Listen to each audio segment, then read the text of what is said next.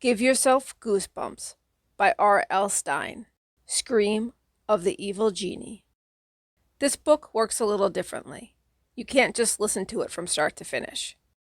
This is a choose-your-own-adventure type book called Choose Your Own Scare. You listen starting on page 1. When you get to a point where you have to choose an option, pause the video. Make a choice and go to that number page. You can use the timestamps to help navigate to the correct page. Good luck, and remember, reader beware. You choose the scare. Anybody home? You call, charging into your house after school one day. The door bangs shut behind you. Silence. Total silence. Hello? Mom? Dad? Anybody? No answer. Weird, you think. You drop your school books on the living room table and hurry toward the kitchen. Why is there no one around? Not even your brother or sister. You've never come home and found the place empty. Your footsteps creak on the floor as you head for the kitchen door. Mom? You call again. Nothing. You feel a little creepy all alone in the house. Then you think of something that makes you grin. No one's here. You can do anything you want. Time to raid the refrigerator. You zoom into the kitchen and yank open the fridge door. Yes, it's packed. There's some leftover pizza, a whole container of nacho cheese sauce, chocolate cake, a big bottle of fruit punch, 2 6-packs of cola, and fried chicken legs. You're reaching for some cake when something catches your eye. Hey, did one of those cola cans move? You stare at the cola can. Nothing happens. It's only a can of soda, you tell yourself. The silence must be getting to you. You grab the cola from the 6-pack, along with some chips and a slab of chocolate cake. Why not? You don't usually have a chance to pig out like this. Then you head for the family room. You flop down on the couch in front of the TV. No battle over the remote today. Where is everybody anyway? You wonder again. You flip up the tab on the cola can to open it. Instantly, you hear the fizzy gas escaping. Psst. Whoa, the fizzing won't stop. You shove the can away from you, holding it out away from your body. The can must have been shaken up. A fine wet spray shoots out all over you. Then a cloud of misty white gas begins escaping from the can. Your eyes widen as the cloud grows bigger and bigger. It fills the room like a giant mushroom cloud. Your mouth drops open in awe. Something else is coming out of the can. Something alive. With a loud hissing sound, a ghostly, life-size young woman squeezes out of the cola can and floats in front of you. Ouch! She exclaims. She shakes herself off like a wet dog. The mist scatters around her. That hurt. For another second, she hovers above the coffee table. Her form is thin and airy like a hologram. Then she suddenly becomes solid. She drops to the ground and lands on her 2 feet with a thud. Hi, she greets you. What's up? You don't answer her. You can't. You're too shocked to make your mouth move. Instead, you stare at the amazing person standing in your family room. She's got spiky red and purple hair and 5 earrings. She's wearing a fuzzy, short black sweater and baggy blue jeans with black combat boots. Hey, I'm talking to you, she yells. Hi, you answer. You're too surprised to say much else. She's cool, you think, watching her strut around as if she owns the place. Definitely cool. Nice place, sort of, she exclaims with a snorty kind of laugh. She flops down in a big stuffed chair across from you, stretches her legs out, and lets her combat boots fall on the coffee table with a clunk. She flashes you a big smile. Okay, let's cut to the chase, she rattles off.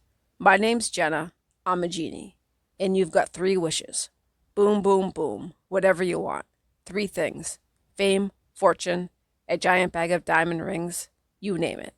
Except, I don't do windows, and I don't do guns, knives, or death. If you want to off someone, get another genie. Got that? Yeah, you mutter, finding your voice. So what's it gonna be? Make your first wish, she insists. Before you can ask one of the zillion questions swimming around in your brain, Jenna snaps her fingers. Oops, wait, she cries. There's something I forgot to tell you. The most important part. When you want to make another wish, you've got to open the cola can again. Then whoosh, I'll pop out and say, "What's up?"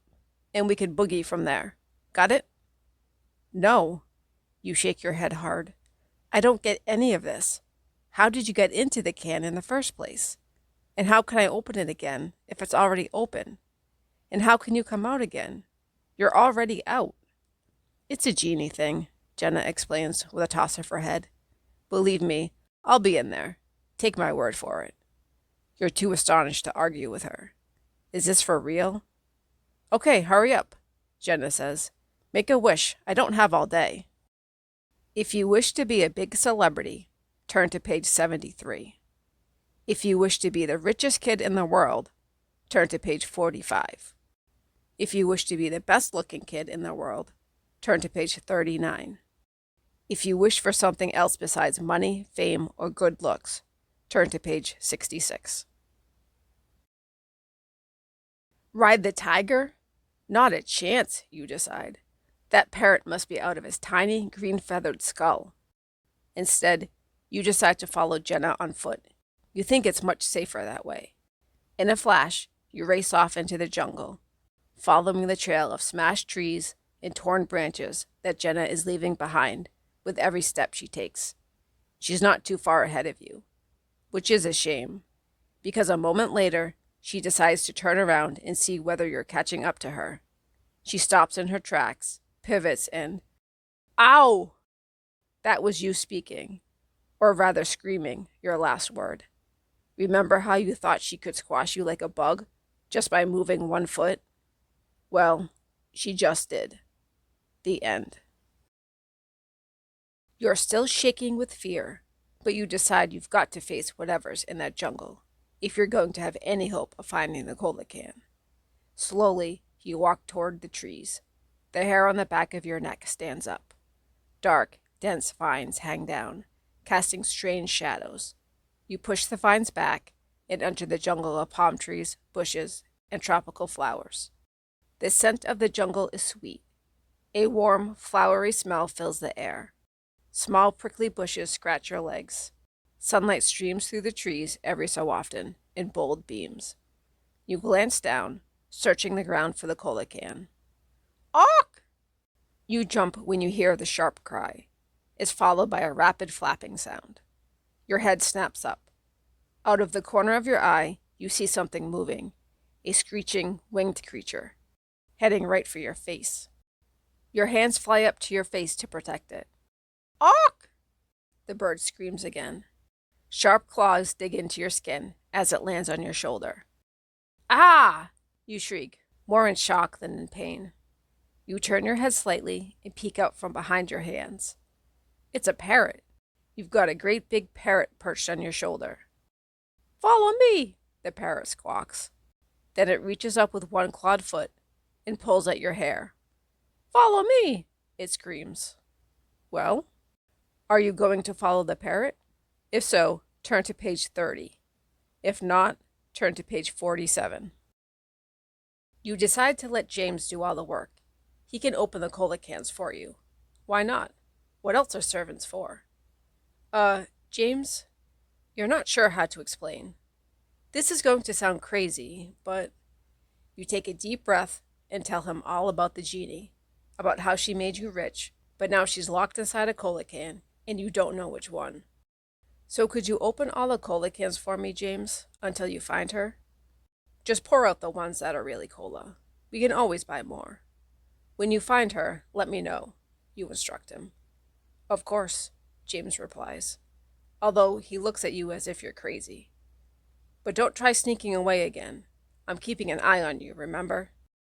James disappears into the pantry, and you settle down in the family room with your favorite afternoon TV show. The screen is so big, it's like watching a movie. 2 hours later, you wonder, what's taking James so long? Did something go wrong? You head for the pantry to check on James's progress. He should have found the genie by now. As you cross through the family room, smoke begins pouring out of the pantry. But not smoke from a fire. Jenna's smoke. Great, you think. That must mean James found the can with the genie in it. The smoky cloud grows bigger and bigger. You can't see. A whooshing sound fills your ears. You can't help coughing. And then you realize something. This isn't Jenna's smoke. This is the cloud that appears when she grants a wish. That's strange, you think. Why is the cloud here? I didn't make a wish.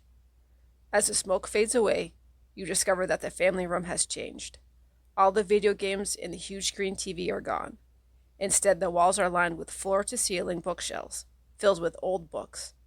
You gaze around. You don't understand. What happened? You try to figure out what just happened. Your eyes search the family room for clues. You spot James.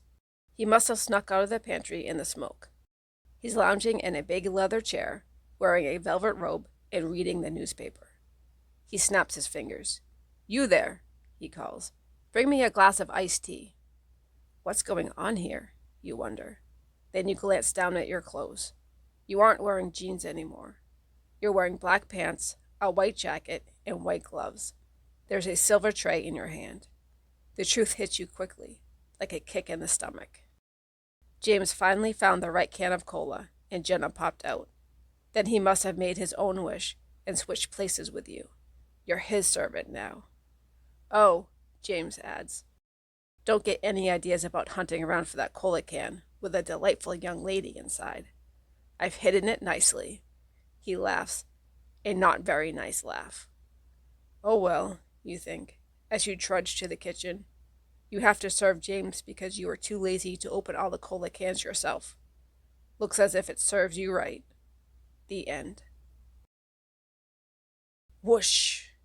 A burst of smoke blinds you. You feel yourself hurtling through space. Wait! You cry out, but it's too late. When the spinning and tumbling finally stop, a cool, refreshing breeze blows on your face. Your eyes pop open, and you shake your head to clear it. Wow! You cry out, excited. The beach! You hear a soft lapping sound, the sound of water gently licking the shore. Cool island breezes blow through your hair. A salty smell fills your nose.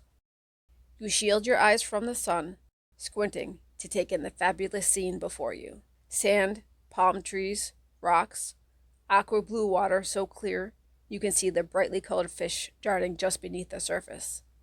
This is great, you think. I love the beach. Then you glance behind you, beside you, all around. There's nobody there. No one. No genie. No nothing. The place seems deserted. You are totally alone. You race to the water's edge, then start jogging along the beach to see where it leads. You figure you'll eventually find a resort or something. You spot footprints in the sand. Then you realize that they're yours. You've run in a big circle. You're back where you started. It's an island. A deserted island. You flop down on the beach and sit straight back up. There's a rustling sound in the trees behind you. Maybe you're not as alone on this island as you thought. Thick trees hung with dense vines and brightly colored flowers crowd the middle of the island. It looks like a small, dark jungle. Hello? You call out. Anybody here? The trees stop rustling. You listen hard, but the lapping of the waves make it difficult to hear. Hello? You shout, cupping your hands to your mouth. Nothing.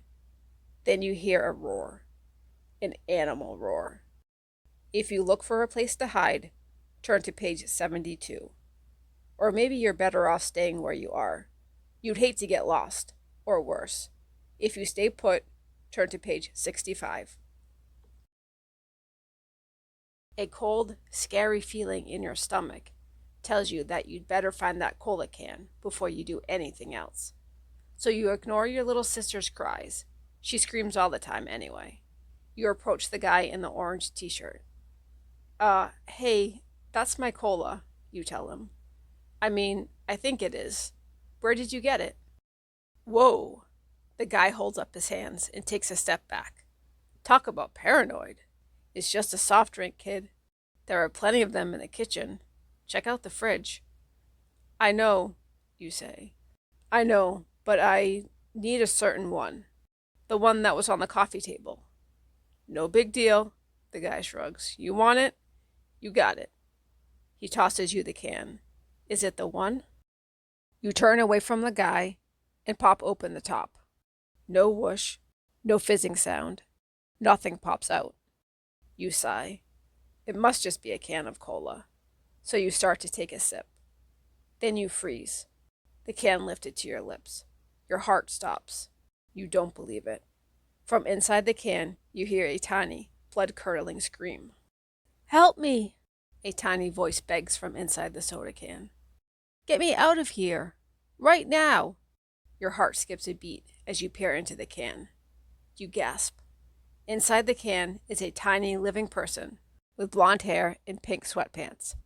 It's your mom, except that she's only 5 inches tall. Mom! You shriek. Get me out of here! Your mother calls from inside the can. I'm trapped!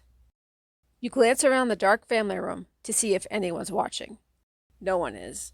The music is blaring so loudly, no one else seems to hear your mom talking inside the can. Get me out! Your mom cries. Or you're going to be in big trouble. You don't know whether to laugh or cry. Your mom has shrunk to the size of a pencil, but she's still scolding you. Okay, you assure your mom. I'll get you out. But how? She's too big to fit through the hole, and you really don't want to use up your last wish getting her out. Should I use a can opener? You wonder out loud. Suddenly, someone grabs your arm. No! Jenna shouts in your ear. You jump, startled by Jenna's anger. What's wrong? You ask her. Why shouldn't I use a can opener on the can? You just can't, Jenna says firmly. No way. That's my can. I decide what happens to it. But my mom's in there, you protest. Jenna drags you out of the family room to a bathroom down the hall. It's quieter in there, more private. Take my word for it. That's not the way to get her out, Jenna insists. Her eyes flash a scary warning look at you. Who are you talking to? Your tiny mother calls from inside the can. She's so small, almost everything she says sounds like a whine. Are you going to get me out or not? Well, are you? For an instant, you're not sure what to do. Your mom sounds so pathetic. You really want to help her. And besides, you're getting sick of having Jenna around. But you don't want to use up your last wish to get your mom out of the can. So what are you going to do? If you open the can with a can opener, turn to page 40. If you tell your mom, tough luck, turn to page 51. You head for the food court. You can't resist buying a few things along the way. A ring for your mother, a CD Walkman for your brother, a stuffed dinosaur for your sister, and a shower radio for your dad. At each store, you tell the clerk to keep the change. It's fun to see their shocked faces when you do. At the food court, you pile your tray high with all your favorite junk food. Peter does the same thing. The cashier tells you you're going to get sick eating all that, but you just smile back and hand her a $100 bill. Keep the change, you tell her. Then you follow Peter to a table. Shopping is a great way to work up an appetite, you joke. I know what you mean. Peter takes a slurp of his chocolate shake. He glances past you. That's weird, he mutters. What? You turn around in your chair to see what he's staring at. A small crowd is gathering at the edge of the food court. Some of them point at you. Aren't those the salespeople from the stores we were in? You gaze at the group. I think you're right, you murmur. I wonder what they want. A girl approaches you. I heard you were giving away $100 bills, she says. Yeah, I guess. Kind of. You aren't sure how to answer. Well, can I have one? You are startled by her request. Then you shrug. Why not? You're the richest kid alive. Sure, you say and hand her one. She stares at the money in her hand. Then she turns to the crowd. You were right, Angie, she shrieks. This kid is giving away money. The room erupts. People rush at you. Hey, you shout. One at a time. But they don't listen. The crowd is screaming, tearing at your pockets. You are terrified. These people are crazy. Help! You shriek. Peter pulls you under the table with him. Together, you crawl along the floor. The crazed mob overturns tables and chairs, searching for you. Now what? Peter croaks, terrified. Back there. You point at a hot dog booth in the corner of the food court. The little store is dark and empty. It must be closed, but it looks like a great place to hide. Or you could make a break for it. Try to outrun the crowd. If you try to run, turn to page 93. If you hide behind the hot dog counter, turn to page 64. You decide to go on living with a blue face. Why not? You don't want to waste one of your 3 wishes just to turn your face back to its regular color. And besides, your new mom has red and purple hair. A blue face will fit right in. There's only one thing that's bothering you. Mom, you stammer. It's weird calling Jenna by that name. How come my face turned blue when Randy made a wish? I'm giving him 2 wishes, she answers you. Or maybe 3 or 4. I'm not sure. Maybe I'll like him better than you. You can't do that, you cry. Who says? Jenna replies. Randy's mouth is open so wide, it's hanging down to his chest. Finally, he closes it enough to talk. Give me a break, Randy says, looking at you. You don't really believe Mom can grant wishes. You don't think I did that, do you? Like if I say, I wish that your face will be pink and yellow stripes, it's going to turn. Whoa. Randy doesn't even have time to finish his sentence. In an instant, your face is covered with pink and yellow stripes. I wish you'd shut your mouth, you snap at Randy. No problem, Jenna says with a giggle. Uh-oh. You've blurted out another wish without thinking. You glance at your brother. His eyes are wild, full of terror. He's trying desperately to open his mouth. He pries at his lips with his fingers, tugging, pulling, twisting. No matter what he does, he can't get his mouth open. How's he going to eat? You ask Jenna, your voice rising. That's your problem, she says with a sly smile. Okay, think, you tell yourself. You've only got 1 wish left. What should you wish for? Finally, you decide. I wish you'd give me the rest of Randy's wishes, you tell Jenna. You think this is pretty clever, so you start to smile. But Jenna just laughs. Granted, she says. But he doesn't have any wishes left. I didn't like him better than you after all. Uh-oh. You just used up your last wish. Oh well. Your face is pink and yellow, but it probably should be red after all the mistakes you've made. The end. Okay, you tell the young woman with a clipboard. I'll get into my costume. Just give me a minute. Don't you want some help? She asks, sounding surprised. You shake your head. No, I can do it myself. Boy, were you wrong. For the next 20 minutes, you struggled to get into the pink and green dragon suit. It's a joke. A really bad joke. The body part of the costume is stiff, hot, and hard to zip up. And the head, it's so heavy it's like wearing a blanket. Finally, you stumble out onto the soundstage to face a mob of antsy, squirming preschoolers. They clap and chant as soon as they spot you. Wilfred! Wilfred! Wilfred!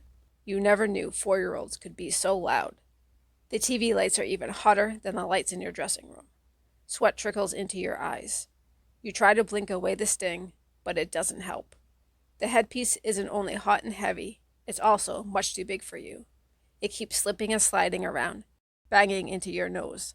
Sometimes the eye holes don't line up with your eyes. You can't stand it. You rip the costume head off. Uh-oh. Big mistake. No! A wail fills the studio. You glance at the audience. Oops. As far as those 4-year-olds are concerned, Wilfred is a real dragon, their hero, and you just ripped his head off, right in front of them. The noise in the studio is deafening. You realize you aren't only hearing upset, crying, screaming kids, you're hearing screaming, angry parents. You terrified my Clara, a father bellows. You killed Wilfred, a child weeps. What kind of cruel nut are you? Demands a furious mom in the front row. She takes a step towards you. They all take a step toward you.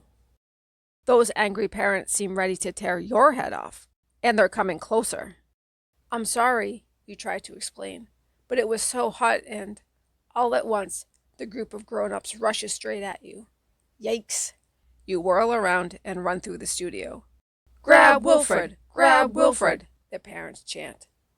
They chase you through the dark backstage area and then down the maze of hallways leading to your dressing room. You spot your dressing room door. You reach out for the doorknob when a mother with long red fingernails grabs your costume.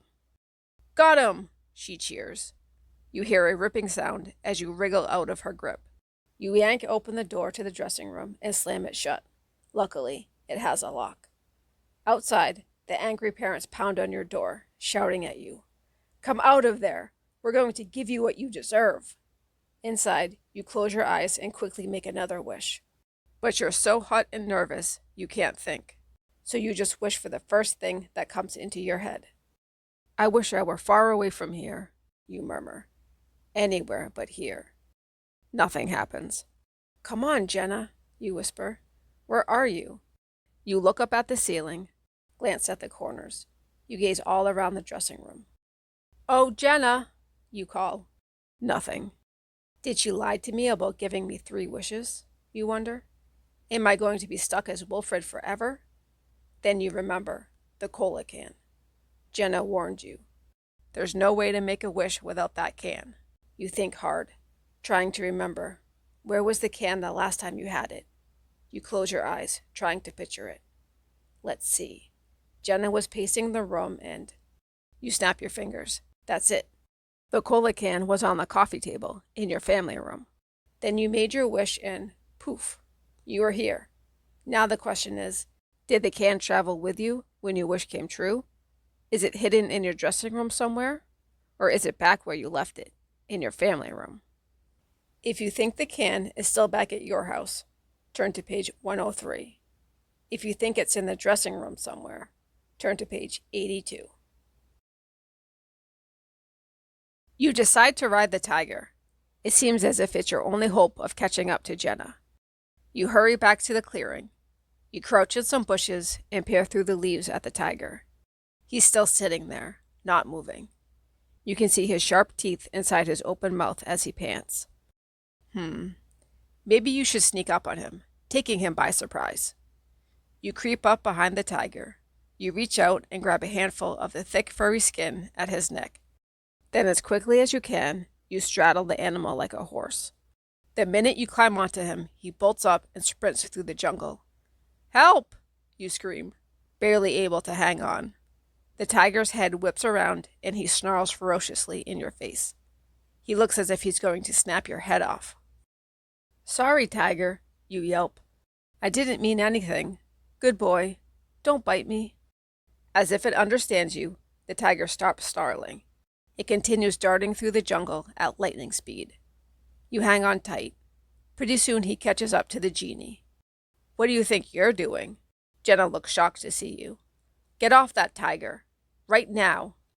I won't do another thing you tell me to do, you vow silently. Ever. Your fingers clutch the tiger's fur as it suddenly springs into the air. He leaps at Jenna. No! Jenna shrieks at the attacking tiger. Get back! No! The tiger snaps at her face, but with her huge, powerful hand, she smacks it to the ground. Ah! You cry as the force of her swat throws you from the tiger's back. Your head hits the ground hard as you fall. For a minute, you actually see stars. You glance over at the tiger. He's out cold. Your heart sinks. You watch Jenna disappearing into the jungle. Now I'll never catch her. Never. Your head throbs from the fall. Your arms ache from holding on so tight. Your knees hurt from landing on them. Your whole body feels bruised. You slump to the ground and just lie there, face down in the dirt. Slowly, the truth dawns on you. You're never going to get off this island. Jenna is too big, too powerful, and much too evil. You can't possibly catch her. You can't outsmart her, and you'll never be able to steal her ring. In frustration, you grab a handful of dirt and fling it into the air. It's not fair, you cry. That's when you see it, something shiny, lying on the ground, right beside the tiger's mouth. Scrambling madly, you reach out and pick up the small, shiny object. Yes, you shout when you see what it is. The genie's ring. Your mind races back until you figure it out. It must have flown off her hand when she smacked the tiger. Then it must have gotten small again somehow, when it fell to the ground, away from Jenna's magic. You squeeze the ring tightly in both hands and close your eyes. I wish I could go home, you whisper. I want to go back to the way it was before I met Jenna. Except, I want to remember everything that's happened to me. All at once, the earth shakes. A terrifying pounding sound fills your ears. It's Jenna, you realize with a gulp, marching toward you. Branches break and leaves are ripped to shreds as the giant genie moves in your direction. Finally, she bursts through the trees. Her eyes are wild, her fangs sharp enough to rip you to shreds. You stole my ring, Jenna growls. Yes, you shout at her, and I wish to go home. Now! Jenna throws her head back and lets out a terrible, moaning wail. You watch in awe as she begins to change.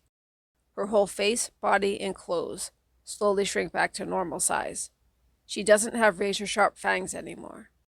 She transforms back to the way she was when you first met her. Then her body starts to fade away, disappearing into a cloud of white gas. I suppose you're happy now, she whines. Now that I have to squeeze back into that stupid can. You shut your eyes and brace yourself, not sure what's going to happen next. You recognize the familiar spinning feeling. Your wish is being granted. But how will it turn out? You never really got exactly what you wished for. What will happen this time?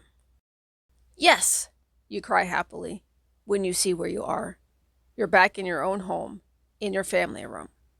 You jump up from the couch and dance around. What's up with you? Your older brother Randy asks, as he walks in carrying a full tray of snacks. Oh, nothing, you answer, smiling to yourself. How could you possibly explain it to him? This is something you'll just have to keep to yourself. You'll remember it all your life, though. This was some adventure. Hey, you call to him, noticing all the junk food he's eating. How come Mom's letting you eat that junk? Mom's not home, idiot, Randy answers. Remember? Then he points towards the kitchen. There's a whole six-pack of cola in the fridge, too, he says. Help yourself. Cola? You repeat, your eyes growing large. I think I'll pass on that. Then something occurs to you. But maybe I'll stash it in my room, you add. How come? Your brother asks, surprised. You never know when you're going to need a can of cola, you explain. Sometimes, nothing else will do. The end. The parrot removes its claw from your shoulder. Then it flies off into the jungle. You decide to follow it. Meeting a talking bird isn't any stranger than anything else that's happened to you today, and it might help you find the cola can. You never know. Vines dangle in your face as you hurry to keep up with a colorful bird. It's way ahead of you, but it's easy to spot. Its brilliant yellow and blue feathers stand out in the dense green of the jungle. Now that you're in it, the jungle seems huge and confusing. With all the twists and turns you've taken, you don't think you'll ever find your way back out. The bird leads you deeper and deeper into the jungle. Where could it be leading you? Finally, it lands on top of a tall tree, a few feet ahead of you. It squawks again. Hurry up, it calls in its scratchy parrot voice. You pick up your pace. Then you hear a low growl from the bushes just ahead. Is a parrot leading you into a trap? You've come this far. You're not going to turn back now. As you step into the clearing, your mouth falls open. You can't believe what you see. There, right smack in the middle of the jungle, 5 modern vending machines. They're arranged in a semicircle around a tree stump, their lighted fronts glowing in the jungle shade. A juice machine, a coffee machine, a candy machine, a milk machine, and a cola machine. A cola machine. Yes, you cry. Your face breaks into a huge grin until you notice what's sitting on top of the cola machine. Then your stomach tightens again. It more than tightens. You panic. You're face to face with the beast you heard roaring. And it's a tiger. A huge, angry tiger. A real one, with striped fur, sharp teeth, and claws, crouching, ready to strike. Ignore the tiger, the parrot tells you. Your heart pounds wildly. Is the parrot actually talking to you? Does it know what it's saying? Or is it just repeating words it's learned before? Do you dare to take the advice of a parrot? The tiger leans forward. Drool drips from its sharp teeth. If you turn and run back to the beach, turn to page 134. If you ignore the tiger and go for the cola, turn to page 67. I wish to be a famous sports star, you tell Jenna. That's cool, Jenna says. She gives you a strange smile. Yeah, very cool. An instant later, you hear a hissing sound. Then the whole room fills up with a white cloud of smoke. You can't see a thing.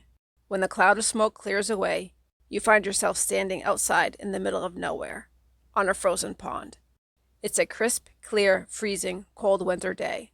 All you can see for miles around is snow.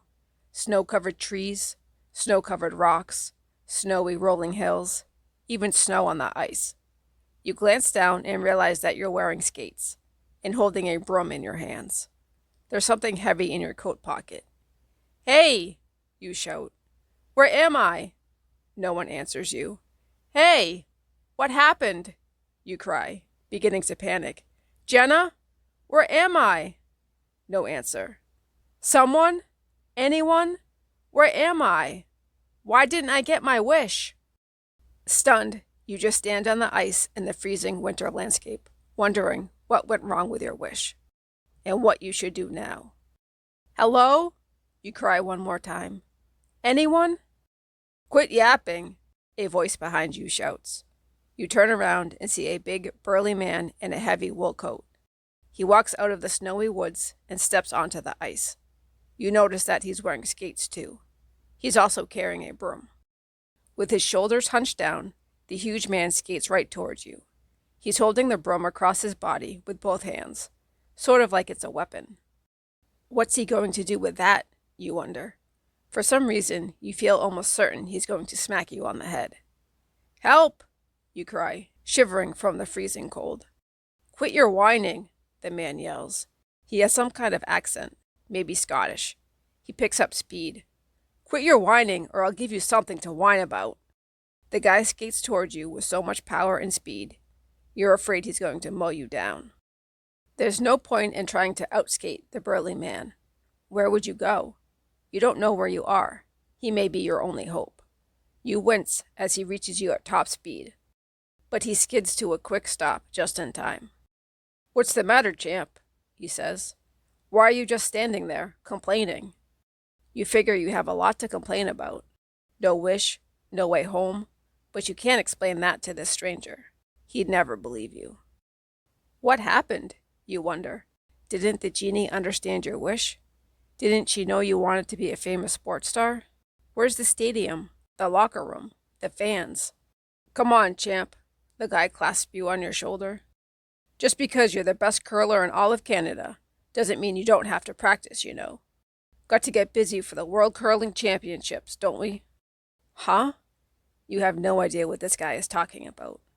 What's curling? The burly man throws back his head and laughs. What's curling? He shouts, still roaring with laughter. That's a fine question from the captain of the world's best curling team. Come on, what's curling? You ask again. But he just laughs and shakes his head. Finally, you face the facts. He thinks you're just joking. He's not going to answer. A few minutes later, some other curlers show up. You watch them and figure out what the sport is. Curling is a game where teams of 4 people try to slide a heavy stone over the ice toward a circle, using brooms to sweep the ice in front of the stone. I don't believe this, you mutter to yourself. Not only are the rules weird, it seems to only be played by people your grandfather's age. What am I doing here? You think to yourself. But the real question is, what are you going to do now? One thing's for sure, you need to be more careful how you word your wishes. If you still want to be a famous sports star, but you want to pick the sport yourself, turn to page 80. If you want to try a totally new wish, you can have another chance at the 4 original wishes. If you wish to be a big celebrity, turn to page 73.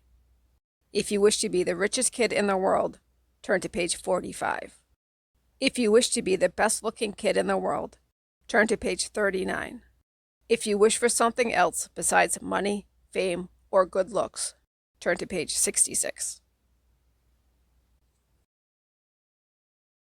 You decide to stay in the water.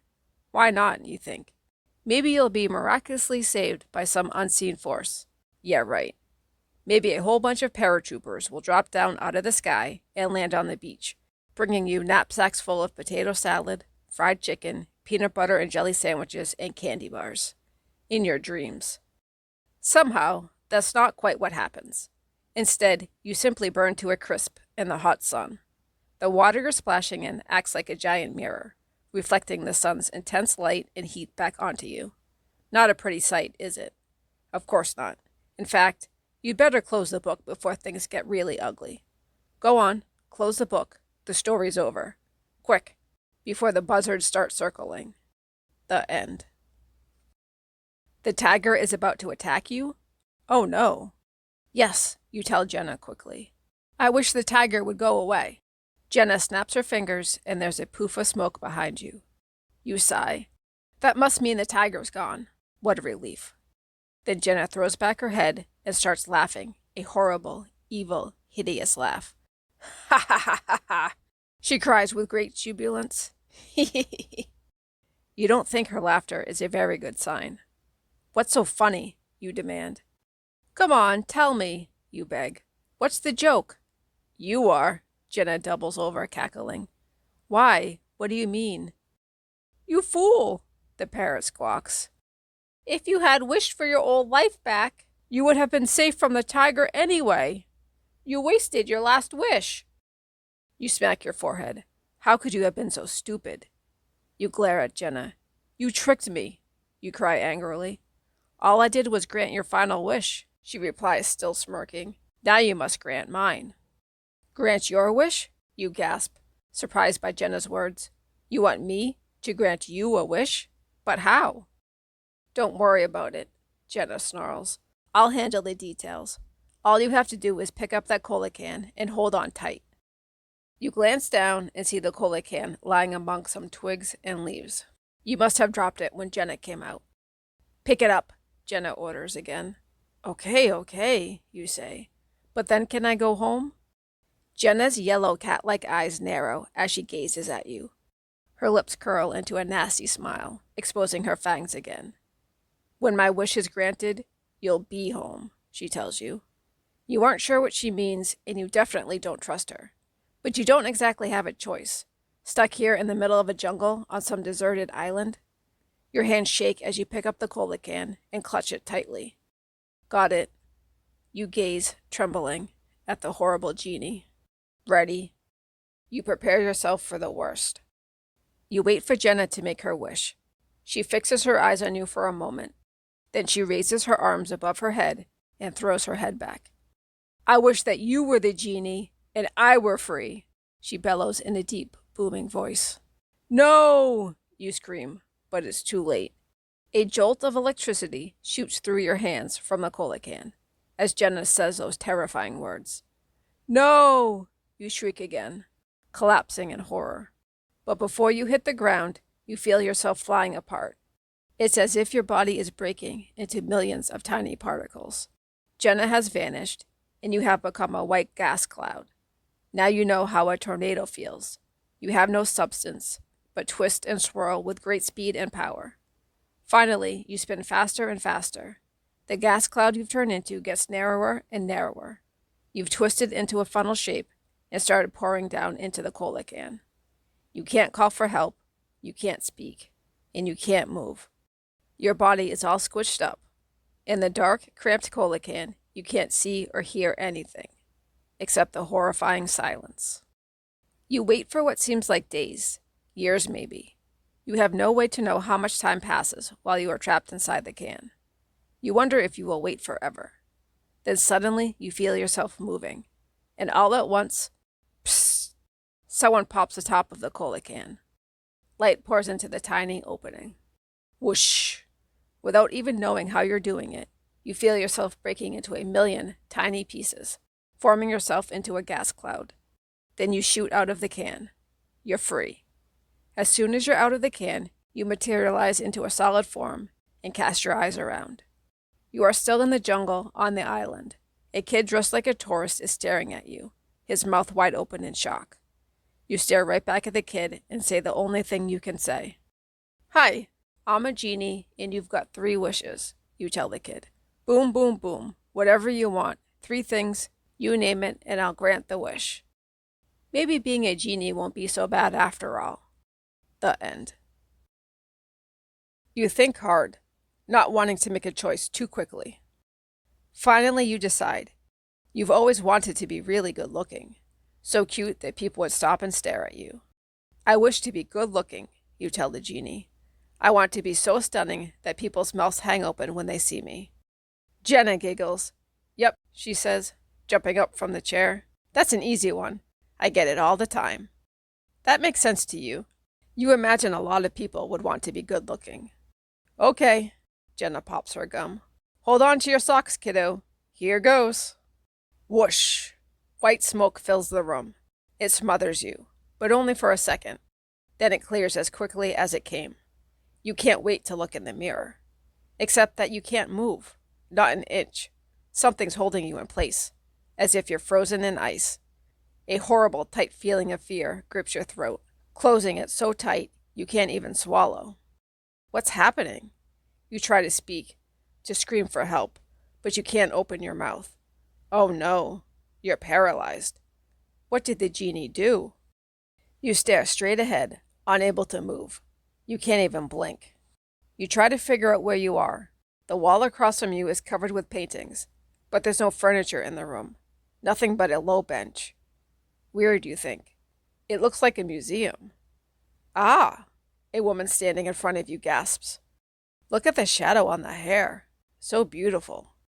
People stop to stare at you, all right, and their mouths hang open when they see you, just as you asked for in your wish.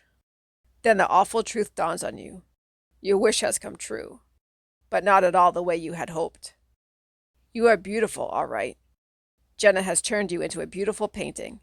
A painting so beautiful it hangs in a museum. But that's not what I meant, your mind screams. But there's no way to wish yourself out of this mess. You can't exactly open a cola can and let out a genie if you're frozen inside a painting. Or say the special wish-making words. Look at that painting, a man in front of you whispers to his friend. Isn't it beautiful? And so lifelike. Being beautiful may not be all it's cracked up to be. Guess you're really hung up on your looks. The end. You decide to ignore Jenna's warning. You dash out of the bathroom.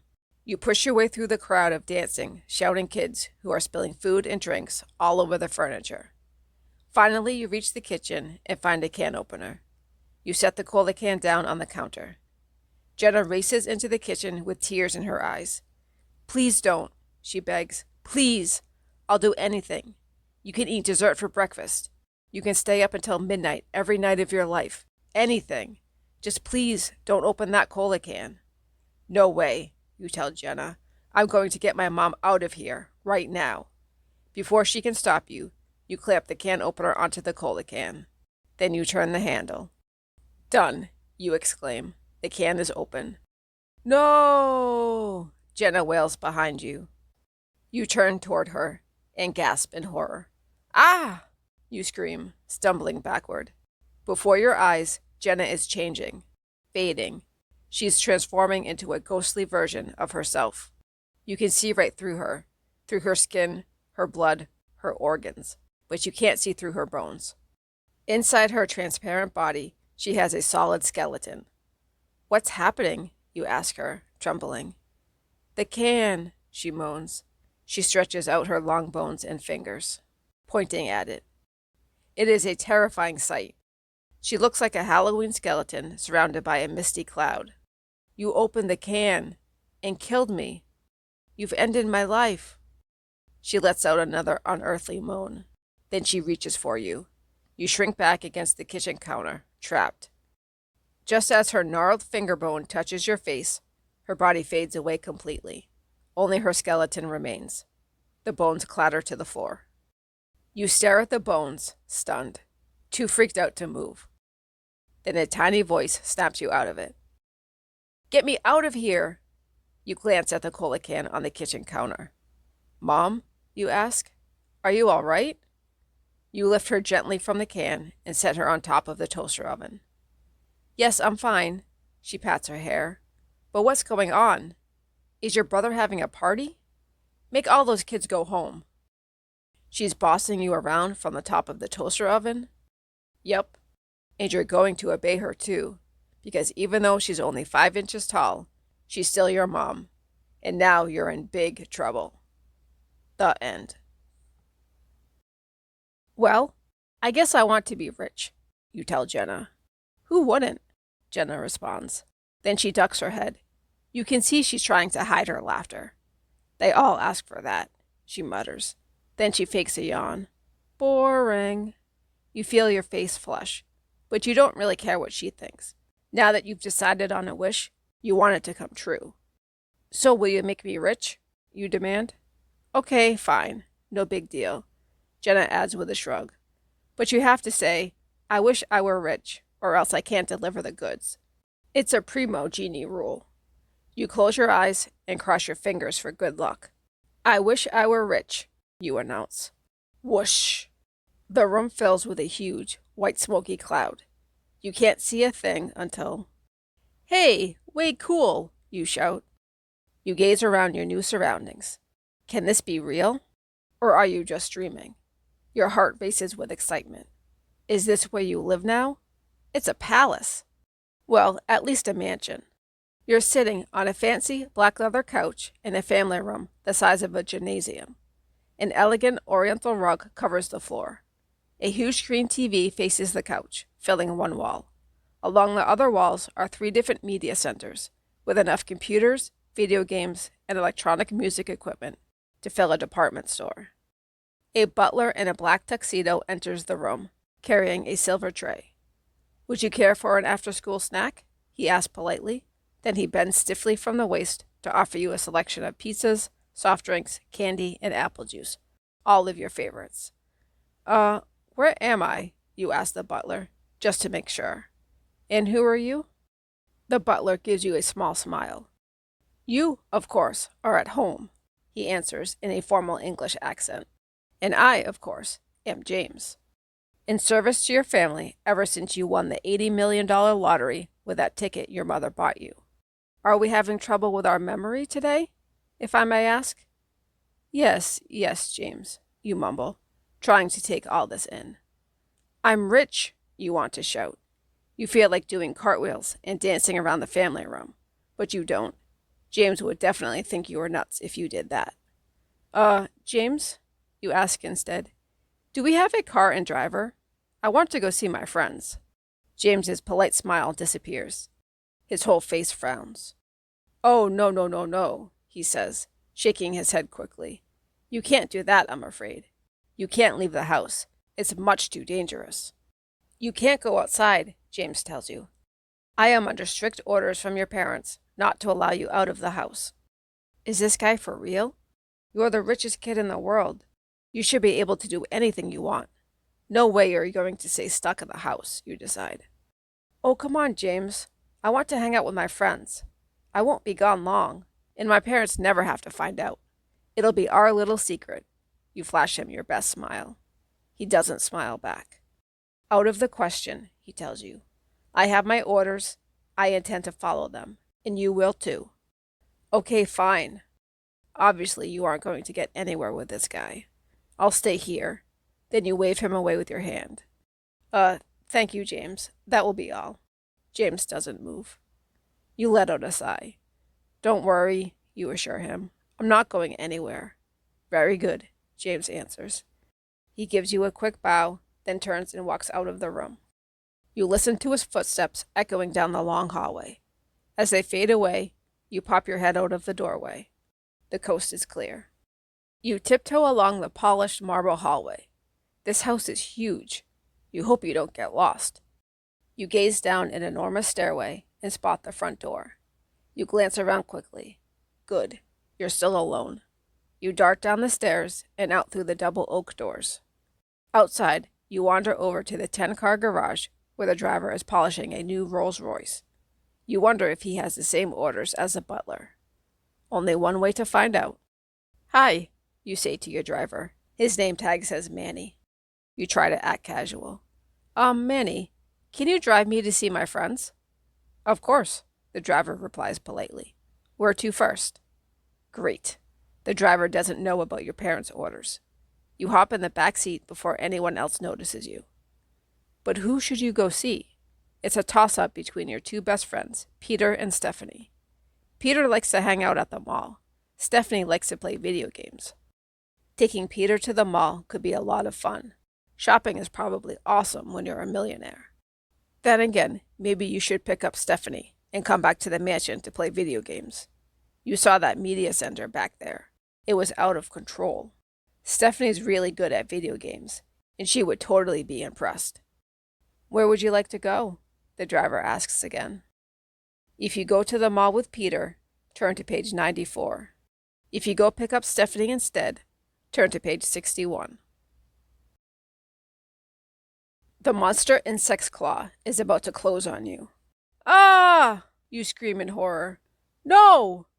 You grip the baseball bat tightly, swing your arms back, and let it fly. Wham! You smack the claw hard with the bat. Bam! A second hit. Kaslam! Bam! Wham! 3 more hard hits. Yah! You scream as the bat strikes one final time. All at once, the giant claw pops open. It flies wide open, like a huge clamshell, revealing the horror of what's inside. You gasp when you see it. 10 or 15 smaller metallic claws, each one big enough to pinch your head off, or crack your skull into 1,000 little pieces, like a nutcracker. The multiple claws spring out at you, snapping viciously. No! You scream in utter terror. All at once, you don't care what happens. You don't care whether you ever see your real mother again. All you want is for this monster to go away. I wish the monster would disappear forever, you shriek. Whoosh! An instant of pure darkness, then silence. The whole world seems to come to a stop. Did the earth stop spinning? Did the stars go out? Finally, you can see again. You open your eyes. You glance at Randy, who has collapsed on the floor. He gives you a weak smile and a thumbs up. You sigh with relief. The huge metallic insect is gone. You creep over to the window and peek out. No monsters there. Did it work? Is it really gone? A bunch of Randy's friends stand in your front yard. How did that happen? You hear them asking each other. Did you see the sky go dark? Where did that metal thing go? Too hard to explain, you think. But the important thing is, the monster is nowhere to be seen. You turn your back to the living room and stare at the mess. Broken glass, pizza boxes, cola cans everywhere. Empty cola cans, not full ones. Close one, Randy declares, scrambling to his feet. You used your last wish. Thanks. Yeah, you say a little sadly. Then you spot Jenna. She's sitting cross-legged on top of your family's big TV. She looks sad, too. Oh, well, she sighs. If I had to get stuck with a real job, being a real mom forever, I guess this isn't so bad. I'd rather have you guys than any of the other kids I've met. But you are our real mom, Randy says. Not really, you think. Your real mom is in a cola can somewhere, and Jenna will never be able to get her back. Her genie powers have come to an end. You decide not to follow the parrot. Wait a minute. Are you nuts? A genie in a cola can sends you to a deserted island. You don't have a prayer of ever getting home. Then, out of nowhere, a parrot lands on your shoulder and says, "Follow me." And you're not going to follow the parrot? Do you really think that's the best choice? Tell the truth. How many of these Give Yourself Goosebumps books have you read? Is this your first one? If it is, you're excused. You obviously don't know how these things work. So we'll give you a break. Go back to the end of page 7 and choose again. But if you've ever read a Give Yourself Goosebumps book before this one, you should know better. That parrot was obviously some sort of super smart bird, or maybe the genie in disguise, or an escapee from a Florida theme park, Or maybe it worked for a secret government agency. One way or another, that parrot was going to help you. You should have known that. You also should have known that when you make a silly choice, you wind up on a page that has 2 words at the bottom. The end. How do you say tough luck to your mom? Mom, you begin. I can't get you out of there. What? Your mom shrieks. Why not? A genie gave me 3 wishes, and I've already used 2, you explain. So I'd have to use up my last wish to get you out. Your mother puts a tiny finger on the tip of her nose. That's what she always does when she's thinking. Then she gestures for you to bring your face down to the can. She whispers in your ear. You have to strain to hear her. Mom, you cry. You're a genius. Then you turn to Jenna. Here's my wish, you tell the genie. I wish for unlimited wishes. No, no, no! Jenna flops down on the floor, kicking and screaming. I hate that wish. You cross your arms and glare at her. Well, that's the wish. You have to give it to me. Okay, Jenna grumbles. She snaps her fingers. Satisfied? You and your mom grin at each other. She reaches her hand out of the can to slap you a high five. You tap her palm with your pinky. From now on, you're going to listen to your mom. She's pretty cool after all. The end. Your leg hurts, but it doesn't slow you down much. You run back into the street to escape the rat man. And right into a fight. The ninja men followed you here. They have Stephanie cornered. When they notice you, they just laugh. Steph, let's move, you shout. But it's no use. As soon as you turn to dart away, another mortal revenge villain appears out of nowhere, blocking your path. He's wearing a leather jacket. A ski mask covers his face. You freeze. 3 martial arts experts behind you, 1 in front of you. Are you doomed? Your new attacker rips off the ski mask. You gasp. It's Jenna. You have 1 wish left, Jenna informs you with an evil glare. And let me tell you what it is. You wish that I weren't a genie. You wish I were an ordinary person with no magical powers. Now say it. Say that's your wish, and set me free. You take a step backward and feel the hot breath of a mortal revenge ninja on your neck. You realize you're trembling. Jenna's eyes glow with hate. Okay, you mutter. There goes your final wish, but you have no choice. Jenna hurls a cola can at you. Do the deed, she snarls. You yank the can's flip top. I wish, you mumble. Say it so I can hear you, Jenna shrieks. The mortal revenge guys circle you and Stephanie. You are surrounded. I wish you weren't a genie, you say. I wish you were an ordinary person with no magical powers. The cola can shakes in your hand. It gets hot, so hot that you drop it to the ground. Instead of being blinded by a white misty smoke, everything goes black. A blackness filled with a horrible sound. The sound of Jenna's terrifying, screaming laughter. Finally, the blackness fades away. The shrieking stops. Slowly, you open your eyes. You're home. Your old home. No mansion, no multiple entertainment centers. Just you and Stephanie playing a regular video game on an ordinary TV. What happened? Stephanie asks. That game seems so real. Yeah, you agree. Too real. But I have a feeling we won. In the end. Your face really is blue. Bright blue. Even your scalp is blue. You rub at the color, hoping it will come off. No luck. You are permanently blue, but just down to your neck. The rest of you is the regular color. What's going on? You cry, whirling around to face Jenna. He made a wish.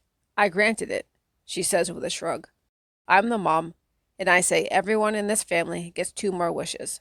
Like you've got 2 more wishes. You've got a problem with that? Yes, I've got a problem, you scream at her. Look at me. You don't like it? Jenna snaps. Fix it. You hate to use up your second wish this way, but you've got to. You can't stand to go around with a blue face. Okay, you mutter. I wish my face were the normal color again. You run back to the mirror to see if the wish worked, but you can already tell from Randy's reaction it did. Wow, he says to Jenna. Awesome. How did you do that, Mom? It's easy, Jenna brags. I've had years of practice. Thousands of years. Randy glances at you with a twinkle in his eye. I know what I want next, he announces. Randy, don't you dare, you scream at him. But you can't stop your brother from blurting out his wish. I wish I could have the wildest, most amazing party ever, he says. And I wish it were happening right now. Whoosh! You feel a sudden rush of dizziness, and for a moment, the world seems to go black. When you open your eyes, it's nighttime, and your house is full of happy, noisy, partying high school kids. This isn't so bad, you think. Randy could have wished for something a lot worse. You glance around the family room. You're standing in exactly the same spot you were before, but the room has changed. It's lit by candles. Music blares from the stereo system, and mobs of kids are pressed against you, trying to shove and dance their way through the crowd. Everyone's drinking cola. Hey, you suddenly think. Where's that cola can? The one Jenna came out of. The one she told you to be careful with. It was on the coffee table a minute ago. Now it's gone. The cola can. You have to find it before someone else does. Because who knows what would happen then. Jenna warned you to be careful with it. It must be very special. You spot a guy in an orange t-shirt hanging out near the television. He's holding an unopened can of cola and talking to a bunch of Randy's friends. Is that the one? Was that can sitting on the coffee table a minute ago? You're just about to ask him when you hear a sound you recognize all too well. Your 5-year-old sister, Kate, screaming her head off. If you continue searching for the cola can, turn to page 13. If you run to see what's wrong with Kate, turn to page 110. No thank you, James, you tell the butler. I'll just get the cola myself. Just tell me where it is. A few minutes later, you're sitting in the pantry, surrounded by 40 cases of cola.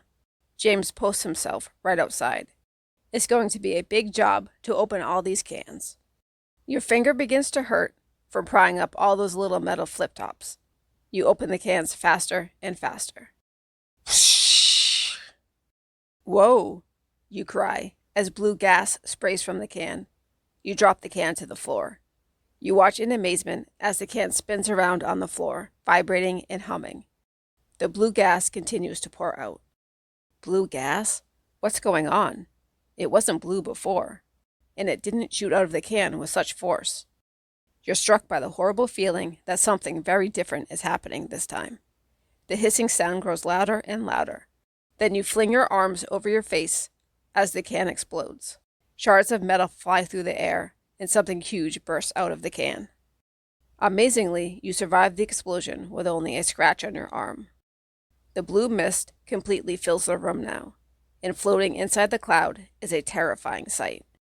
A genie. And it's not Jenna. No, it's a very different genie. A fat, monstrous-looking man in a gold satin shirt and black metallic pants hovers above you. Green warts cover his leathery face and hands, making him look like a toad. He must be about 7 feet tall. You rang, he snarls, as he floats before you in midair. No, you cry out nervously. I mean, maybe. Where's Jenna? What's going on? Jenna called in sick, the warty guy growls. I'm filling in for her. My name is Tuba. He floats over to you and breathes hard in your face. Ew. Your nose wrinkles at the smell of his breath. It's sour, like bad milk. You've got 2 wishes left, his voice booms at you from above. And if you're smart, you'll use one of them to wish you'd never met me. If you take your chances with Tuba, turn to page 100. If you take his advice and wish you've never met him, turn to page 122. Let's pick up Stephanie, you tell Manny. We can play video games back at the house. So it's true, Stephanie exclaims when she climbs into the car. You're a millionaire. How did it happen? Just lucky, I guess. You don't tell Stephanie about the genie granting your wish to be rich. She'd never believe you. When you arrive back at your mansion, the two of you grab a tray of sodas and snacks and head into the family room.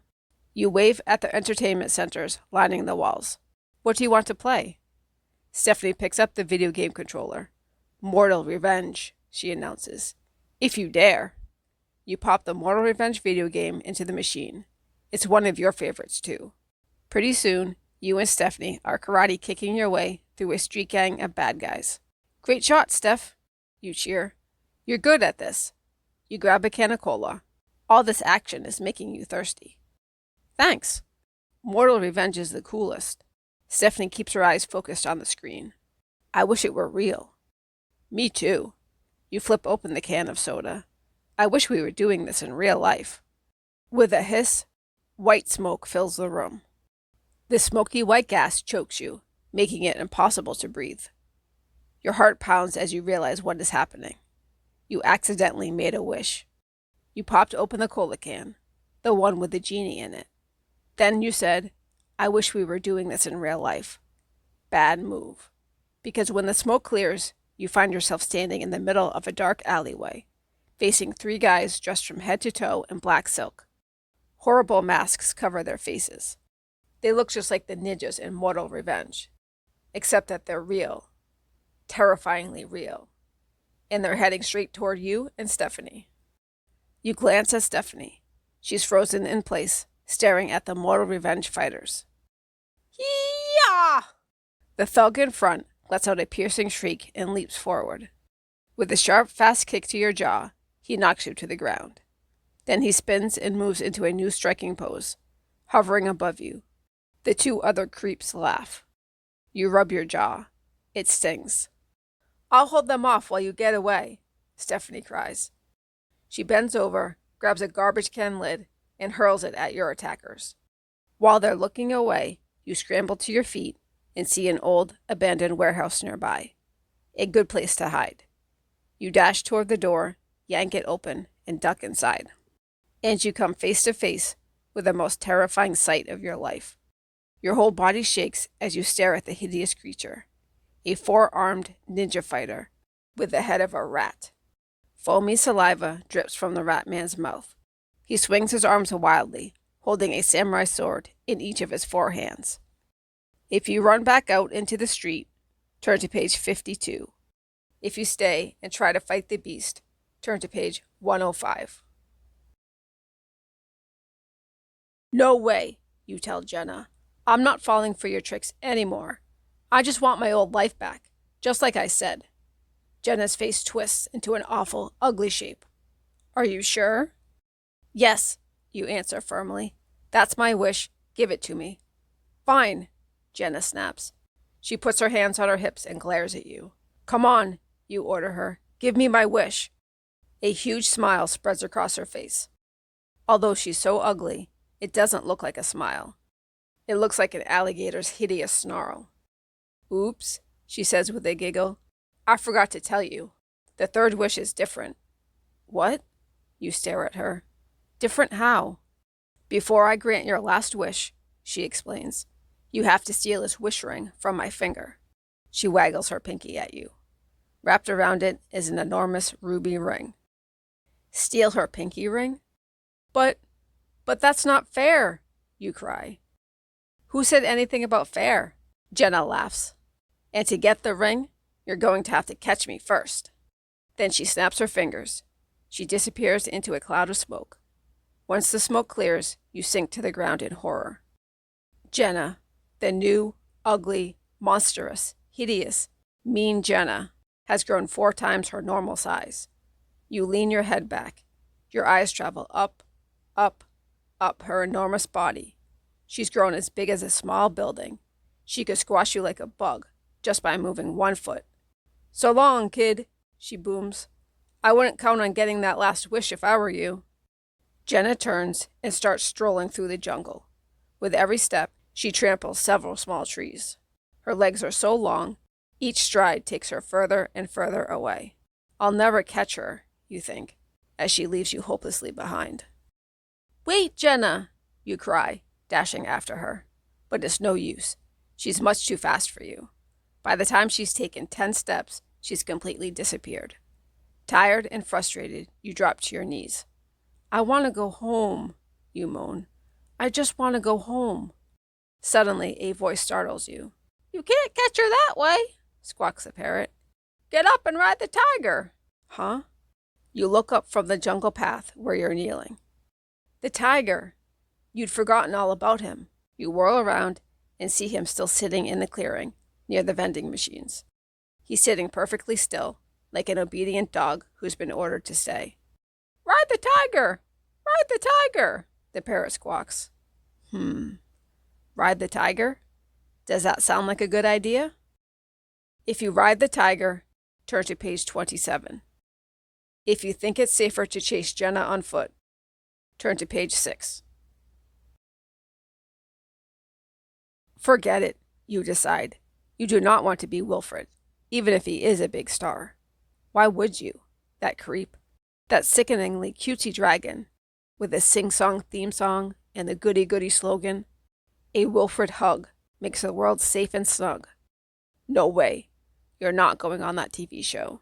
So you close your eyes and make another wish.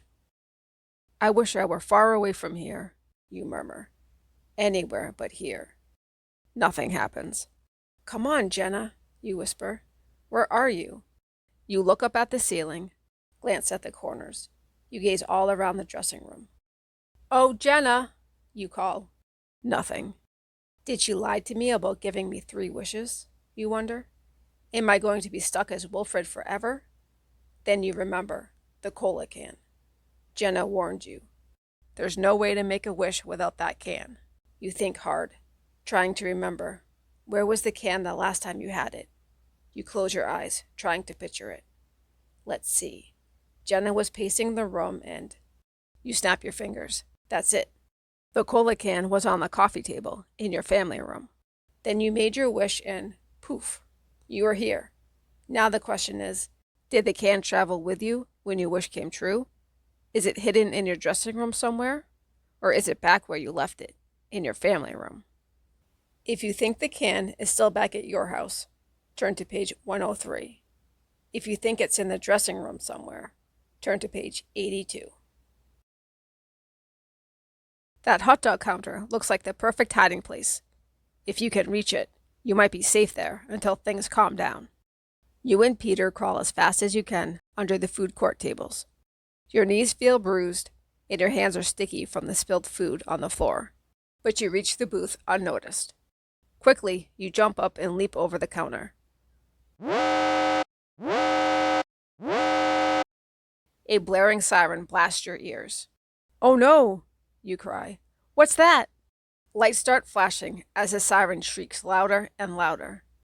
All right, break it up, you hear someone order. It's the mall police. Now you're in trouble. In fact, you're in big trouble. Breaking and entering is a serious crime. They thought you were trying to rob the place. You try to tell them you're the richest kid in the world, that you could buy that hot dog shop, that you could buy the whole mall.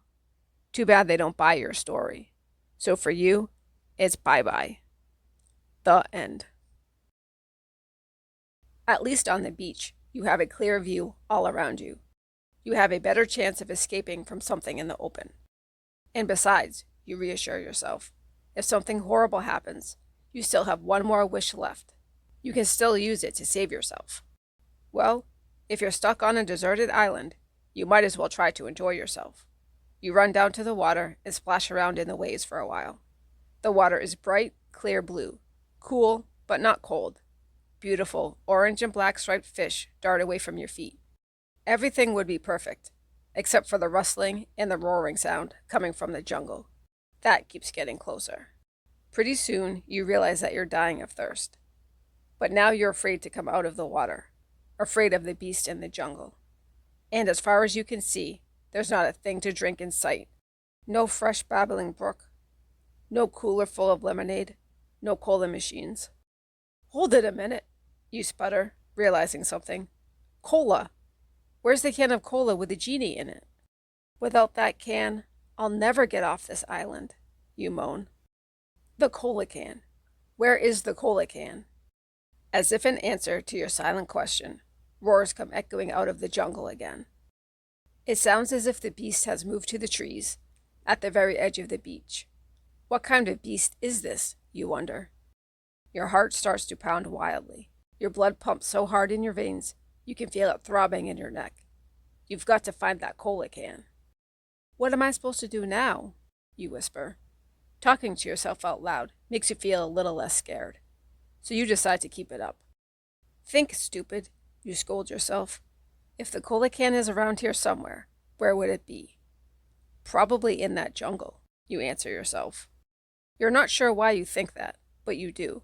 Something tells you that all the island's secrets are hidden in and among those dense trees. But so is the beast that keeps roaring. What are you going to do? If you decide to explore the jungle, turn to page 7. If you stay in the water, out of danger, turn to page 32. For a minute, you don't know what to say. This totally cool genie pops out of a cola can and offers you 3 wishes. You can't believe it, but you know what you'll wish for. Something awesome. You can picture it there in front of you. Before you put it into words, you hear a car pull up. Uh-oh, you tell the genie quickly. My mom's home. You've got to hide. Come on, to my room. Motioning for her to follow you, you race down the hall. You push Jenna behind your closet door so your mom won't see her when she comes in. And you know your mom will come in any minute now. She always does. First thing, every day when you get home from school, she nags you about your homework, then scolds you about not making your bed, and then insists you clean your room. Hi, Lambykins, your mom calls as she enters the house. You cringe when you hear the babyish name. Jenna snorts. Then she pretends to put a finger down her throat and fakes a gag. You giggle. You're so cool. I wish you were my mom, you blurt out. You wish I were your mom? Jenna declares. I can do that. A door slams at the back of the house, startling you. Someone's home. Wait a minute, you think. You already heard your mom's footsteps down the hall. So who just came in? You pop out of your room and spot your big brother Randy bounding into the family room. He's 16 years old and really clumsy. Your mom says he's at an awkward age. His hands and feet seem too big for the rest of him. Jenna follows you to the family room and flops down on the couch. Hi, Mom, Randy mumbles as he glances at Jenna. What's up? Wait a minute. What did he just call Jenna? Hey, Randy, Jenna answers. She's chewing gum and popping it loudly. Good day at school? It was okay, Randy answers her. But I got kicked out of math class for not having my homework done. Jenna shakes her head. Your teacher's a jerk, she tells Randy. Don't worry about it. Right, Randy agrees. He flops down on the couch beside her. You stare at him, your eyes wide. Then you stare at Jenna. You can't believe this. Why does Randy act as if he knows her? As if he's seen her before? Why isn't he freaking out? What are you looking at, goof? Randy snaps at you. Rando, you say, using his nickname. You lower your voice and lean close to him. See that person next to you? With all the earrings and the combat boots and the wild hair? Who is it? You ask him. What planet are you on? Randy snorts. That's Mom. This is getting weird. Way too weird. She's really done it. Jenna has turned into your mom. You're not at all sure you like it. Rando, you try again. That's not really Mom. Our mom is blonde, and she's 40 years old, and she wears pink sweatpants, remember? Give me a break. Randy punches you lightly on the shoulder. I'm not in the mood for games. I'm serious, you whisper loudly. That's not Mom. That's some kind of genie who just came out of a cola can. She gave me 3 wishes, and I wish she'd be our mom. And now she is. Very funny, Randy says, but he doesn't laugh. I'll prove it to you, you tell him. You reach over and grab the cola can sitting on the coffee table in front of him. It's the can you just opened, the can Jenna popped out of, but it's not open anymore. You stare down at it. How can this be? You wonder. The can is sealed up and it feels full. Hey, careful with that, Jenna warns. You gaze at the cola can. Why? You ask Jenna. You'll find out, she answers mysteriously. She looks so serious that you gently place the cola can back on the table. Hey, didn't Jenna say she'd go back into the cola can each time you made a wish? So why is she still here? Easy answer, you think. You wished it. You wished for her to be your mom, and it came true. But if Jenna's out here, then what's in the cola can now? Randy stands up. You grab his arm. Randy, she's not our real mom, you insist. You've got to believe me. Oh, stop already. Randy yanks his arm away from you. If she can grant wishes, I wish your face would turn blue. He stomps out of the room, but at the doorway he glances back at you. Yow! Randy shouts. How did that happen? What? You ask. Your face, he cries, pointing. It's blue. You leap off the couch and race to a mirror. Oh no, your face really is blue. Now what? If you wish your face were its normal color again, turn to page 53. If you don't mind having a blue face, turn to page 18. You swallow hard, trying to make the lump in your throat go away. But it won't. You're too choked with fear. Still, you decide to do what the parrot says. It got you this far. You figure it must know what it's talking about. You ignore the tiger. Or at least you try. You can't completely forget about the ferocious beast. You're only human. Now what? You ask the parrot, still shaking. You try holding very still, so as not to attract the tiger's attention. How do I get the can of cola? I haven't got any money. Take these quarters, the parrot answers. Using its claw, it picks up 3 quarters from the branch it's perched on and offers them to you. But be careful. They're the only ones I have left.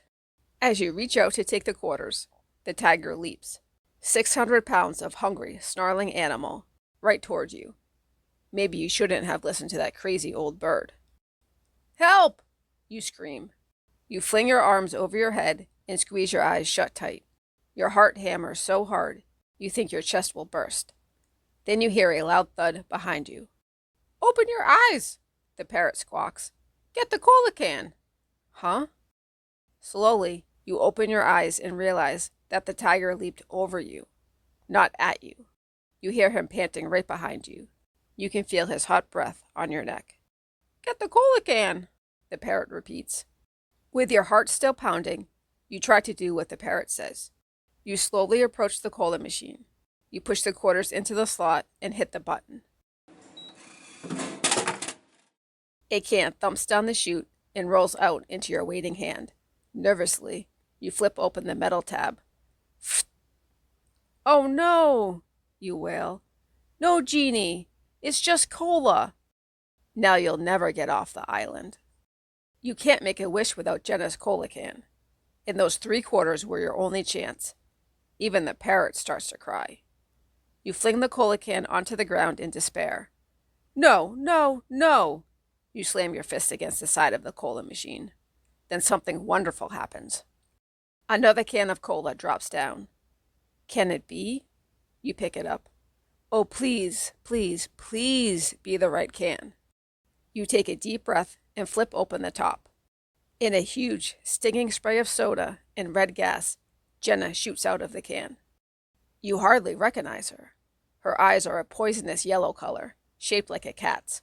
Her teeth are all fangs now, razor sharp and deadly. Her hair stands straight up in spiky points that look as deadly as her teeth. Jenna? You stammer. What happened to you? Shut up, Jenna bellows. Nothing's happened to me. This is what I really look like. Got a problem with that? No, you respond hastily. Of course not. Jenna narrows her cat eyes at you and bares her fangs. What do you want? She demands, spitting each word out slowly. What do I want? You wonder. With this new scary Jenna in front of you and a panting tiger behind you, you can't think straight. But you've noticed one thing for sure. Every time you make a wish, it turns out wrong. Not at all how you expected. You know you're going to have to word your last wish very carefully. Finally, you figure out what you're going to say. Here's what I want, you say to Jenna. I want to go home and have everything be just the way it was before you came along. Except for one thing. I want to remember all the amazingly cool stuff that's happened to me. Okay? Are you sure that's what you want? Jenna sneers. Maybe you'd better wish that tiger would go away. He's about ready to attack. Quick, if you save yourself from the tiger, turn to page 36. If you bravely refuse to change your wish, turn to page 62. You've got to hide, you decide, somewhere where you'll be safe from that beast. That thing, whatever it was, that roared. But where? You gaze around at the beach and beyond it. Except for the jungle, and you certainly can't go in there. There's only one good hiding place. A cave. A small cave, an opening in some rocks near the water. You hadn't spotted it before, but now it seems like the perfect hiding place. You hear the roar again, louder this time. It is definitely moving closer. With one eye on the jungle, you slink toward the rocks, toward that safe, dark opening. Your heart pounds. What if the beast is watching you? What if he sees you going into the cave and follows you in there? Then you'll be trapped. As you reach the cave, your heart starts to beat a little faster. You aren't sure if you really want to go in. You peer inside. From deep in the darkness, 6 pairs of eyes stare back. Bats, you think. Those 6 pair of eyes glowing in the darkness must be bats. Except that they're too big for bats. Bats have tiny little eyes. These eyes look like they belong to what? Bears? Wolves? You freeze, terrified. You want to turn and run, but you don't dare move. What if the 6 pairs of eyes suddenly attack? And besides, if you go out, you'll have to face the beast in the jungle, and the growling is getting louder. Suddenly, from deep in the cave, you hear breathing. Then movement. The eyes are coming toward you. You wait, terrified of the moving eyes. They seem so eerie, just floating toward you in the dark. Then you hear giggling. Huh? Giggling? Hi, a voice calls to you. A moment later, the 6 pairs of eyes step right up to you, into the light at the opening of the cave. It's just a bunch of kids, all about your age. Who are you? You ask. And how did you get here? The same as you, a boy with glasses replies. Bogus wishes. Yeah, a dark-haired girl says. Each of us found that genie and wound up making the wrong wish. Your mind races. How long have you been here? You ask. They glance at each other. The tall teenager shrugs. None of us knows. We've all come here from different times and places. That's when you notice their clothing. Some of the kids are dressed just like you, but others wear strange, old-fashioned outfits, and one girl seems to be in a futuristic spacesuit. So you don't know where you are? You begin. You try puzzling this out. And you don't know how long you've been here. And you've come here from different points in time. Is that it? The teenage boy smiles. That's about right. And you've never gotten any older? A girl wearing a long dress that makes her look like a princess steps forward. I think I've been 12 for a very long time, she tells you. There's something magical about this island. That's for sure. A land inhabited by kids who never grow up. Wait a minute. You think you've heard of a place like this before. In some baby book. What was it again? Peter Pan, Pitter Pan. Just then, you glance up to see a little boy floating down to the ground. He's wearing green tights and green shorts. He has a little green hat with a feather. Ah! You scream in pure terror. It's him! That's when you know you have reached a truly terrifying fairy tale ending. I guess I want to be famous, you tell Jenna. That's cool, Jenna smiles. She jumps up from the chair and paces around your family room. I can picture it. You're huge. You're recognized wherever you go. Your face is on every magazine cover in the universe. Then she stops in the middle of the room and stares at you. She's chewing bubble gum and she blows a big bubble. But what kind of famous? She asks you. I mean, do you want the major celebrity movie star TV thing? Or how about a famous sports star? Or what? Any of that stuff would be great, you reply quickly. Well, it's your wish, kiddo. She snaps her bubblegum in your face. Pick. If you want to be a famous movie or TV star, turn to page 85. If you want to be a famous sports star, turn to page 31.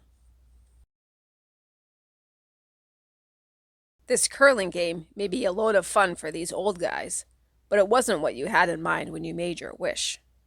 There must be some way to fix this wish, you think. But how?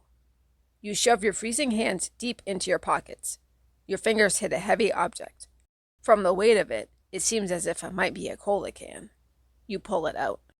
Yes, it is. The genie must have put it there when you made your first wish. You turn away from the other curlers and skate to the edge of the pond. Then you hold the cola can in your hands and flip open the top. Psst! The can in your hand shoots away from you like a rocket. A white cloud of gas escapes, and then the genie. Whoa, you exclaim. What happened to you? Everything about Jenna is different this time. She's much bigger, and she's wearing black leather instead of a fuzzy, soft black sweater. Her jacket has sharp metal studs sticking out all over. Even her boots look dangerous. There are some kind of sharp metal points on the toes. Jenna looks as if she could hurt you, just by giving you a hug.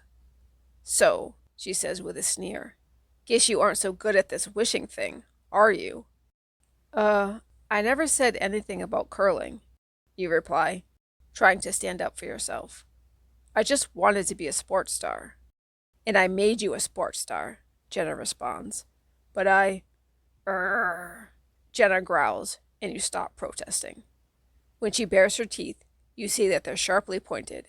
She holds her face up close to yours and growls again. What's Jenna doing?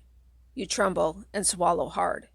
You're terrified she's going to bite you with her razor-sharp teeth. You gather up your courage and clear your throat. Jenna? Didn't you tell me I had 3 wishes? Jenna snarls, baring her teeth again. If she bites me, her teeth could tear my flesh to shreds, you think. Fine, Jenna snaps. Wish away, if you think you could do any better this time. She's right. You don't want anything to go wrong with your wish. You have to phrase it very carefully. The problem was you weren't specific enough last time. I wish I were a famous baseball player, you finally say. Your voice is shaking, but you try to keep it steady so she won't notice how scared you are. Can't you do that? I wish I were a famous baseball player, not this dumb curling thing. Jenna hisses like a cat. You skate a few feet backward. You wonder what she's going to do. Then she rolls her eyes. Okay, she grumbles. But remember, now you've used up your second wish. Poof! In a cloud of white smoke, the genie grants your wish and disappears. When the smoke clears, a familiar sound fills your ears. A crowd roars. You open your eyes and glance around. Fantastic. This is more like it. You're in Yankee Stadium, stepping up to the plate with a crowd of thousands cheering and calling your name. Your nickname, that is. They're calling you the Great One. Great One! Great One! Great One! They chant in rhythm. That is so cool, you think. I must be awesome. And you are. You hit 3 home runs that game alone. Your dream has come true. In fact, you're so happy with your new life that you never want to change a thing. Ever. So you never use your last wish. Then one day, when you're signing autographs after a World Series game, a kid comes up to you and says, Great One, I wish I could have something of yours. Please? Just anything. So you reach into your gym bag and pull out the old cola can, the one with the genie inside. You toss the can to the kid. Sometimes wishes do come true, you say as you stroll away. The end. Let's go to Sal's Sports Spa, you suggest. The new Power Play shoes are in. Sounds good to me, Peter replies. At Sal's, you and Peter try on the high-tech sneakers. Then you try on hockey skates, soccer shoes, and climbing boots. Peter, look at these. You hold up a pair of motorized inline skates. I'd like to try these on next. You instruct the frazzled clerk. She glares at you. Quit wasting my time, she snaps. I need to pay attention to real customers. But we are real customers, you explain. The clerk raises an eyebrow. Kid, do you have any idea how much these things cost? Your allowance might cover the laces. Obviously, she doesn't know who you are. You pull out your wallet. Several $100 bills fall out of your pockets and float to the floor. The clerk's eyes widen. I want to buy all the shoes we've tried on, you announce. And I'm buying shoes for everyone in the store. Hey, you hear someone shout. There's a kid buying shoes for everybody. Yikes. Dozens of customers rush into the store all at once. It looks like you're going to be trampled. Back here, the clerk cries. She leads you and Peter behind a counter to avoid being trampled. She eyes you curiously. You notice her name tag reads Cindy. Are you seriously going to buy shoes for all those people? She demands. You got it, you answer with a smile. I can afford to be generous. So many people crowd into the little store that you and Peter help Cindy wait on customers. Finally, the last kid brings a pair of sneakers to the counter, and Cindy totals up the bill. There aren't any more shoes left on the shelves. You hand Cindy your wallet. This should cover it, you tell her. As she counts the money, you and Peter head for the door. Sorry, Peter, you say. No movies today, but we can come back later and... Cindy interrupts you. She holds up the wad of cash. This isn't enough, she informs you. Not enough money? How can that be? You handed her a wallet filled with $100 bills. Are you sure? You demand. You scurry over to the counter. She nods grimly and holds out the bill for all the shoes. You take it from her and stare at it. You've never seen so many zeros in your life. It looks like you just bought $1 million in shoes. How much is missing? You ask. How much more do I owe you? $953.61. Peter rummages around in his pockets. I've got the 61 cents, he offers. Not funny, Cindy snaps. You still owe me almost $1,000. How do you intend to pay for this? You have no idea, but you can't tell Cindy that. You glance at Peter. He shrugs. He doesn't have a solution either. Well, Cindy huffs, I'll just have to call security. No, you plead. I'm good for it. I promise. I'm rich. Really, really rich. You saw my wallet? There's more where that... Right, Cindy interrupts. You probably stole that wallet. She picks up the phone and punches in some numbers. Security, come quick. I've got thieves in my store. Are you going to be arrested? You've got to get out of there. But a second later, a police officer steps into the store and blocks the exit. You're trapped. Are these the troublemakers? The officer asks Cindy. Yes, Cindy glares at you. They owe me a lot of money, and they're trying to get away without paying. We don't like that. The officer comes toward you, sneering. That one claims to be rich, Cindy points at you. The officer bends down and stares you right in the eye. You can feel sweat break out across your forehead. But I am rich, you protest faintly. You smile weakly at him. Hey, I recognize you. The officer stands up again. You're the kid who let those people ride in your Rolls Royce, aren't you? The one that's parked up front, in the no parking zone. Yeah, you stammer. Way to go, Manny, you think, as if you're not in enough trouble already. Let me shake your hand, kid, the officer exclaims. My wife and son had fun in your fancy car. Aren't you going to arrest them? Cindy demands. Not a chance, he tells her. This kid is a millionaire, and generous too. You'll get your money. I can guarantee you that. As a matter of fact, how would you like a police escort, kid? Anywhere you want to go. Wow, a police escort? Peter exclaims. Like in the movies? The people you bought new shoes for follow you out to your car, cheering. Everyone who got to ride in your Rolls Royce joins in. You have Manny drive really slowly and turn the music up really loud on the built-in CD player. It's like a parade. You've got a lot of money and a lot of friends too. You use your second wish to throw a big pizza party, and your final wish to make everyone else a millionaire. What a nice kid you are. Guess this is one of those mushy, happy, feel-good Endings. You decide to search for the cola can in the dressing room. It's got to be around here somewhere. You start searching the drawers and closets, yanking open one after another. No luck. Finally, you notice a small, wood-paneled cabinet in the corner of the room. It's the right shape and size to be a mini refrigerator. You dash over and flip open the door. Yes! It's filled with bottles of juice, bottles of sparkling water, and cans of cola. Just what you're looking for. You pull out a cola can and flip open the top. Psst. The soda sprays you lightly in the face. It's just a soft drink.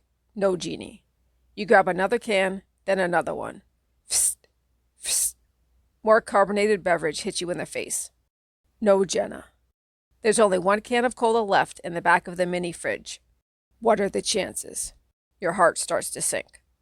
You clutch the can of cola tightly in your left hand. With your right, you quickly snap open the lid. Psst. With a fizzing, hissing sound, a huge cloud of vapor escapes from the can. It grows bigger and louder, filling the room. Then a frightening figure squeezes out of the can and floats in front of you. Jenna? You gasp when you see her. The genie hovers above you, a nasty grimace twisting her face. She looks so different. Her hair is more spiky and more colorful. Harsh red, glaring blue, angry green. Instead of a fuzzy sweater and jeans, she's wearing black leather from head to toe. The metal studs sticking out all over her jacket look as if they could cut you. The black leather pants are draped with heavy chains. Her huge black boots have sharp metal points on the toes. Instead of greeting you with her cheery, "What's up?" she growls, or hisses, like a cat. Her teeth are sharp and pointed too. She narrows her eyes and gives you a mean glare. So, she snaps, "What do you think you want this time, smart mouth?" I just want out of here," you stammer. Urgh. You stumble backward when Jenna growls at you. Why is she scaring you? "I don't have all day," Jenna snarls, popping her bubble gum. "You want a wish? Make it." "All right, take it easy," you think. "Just give me a chance." But you're too nervous to think straight. You had a few good wishes planned out until Jenna arrived. Now she's being so mean to you, you can't remember any of them. So you open your mouth and say the first thing that pops into your head. "I wish I were somewhere else, far away from here," you blurt out. Uh-oh. Are you sure that's the wish you wanted?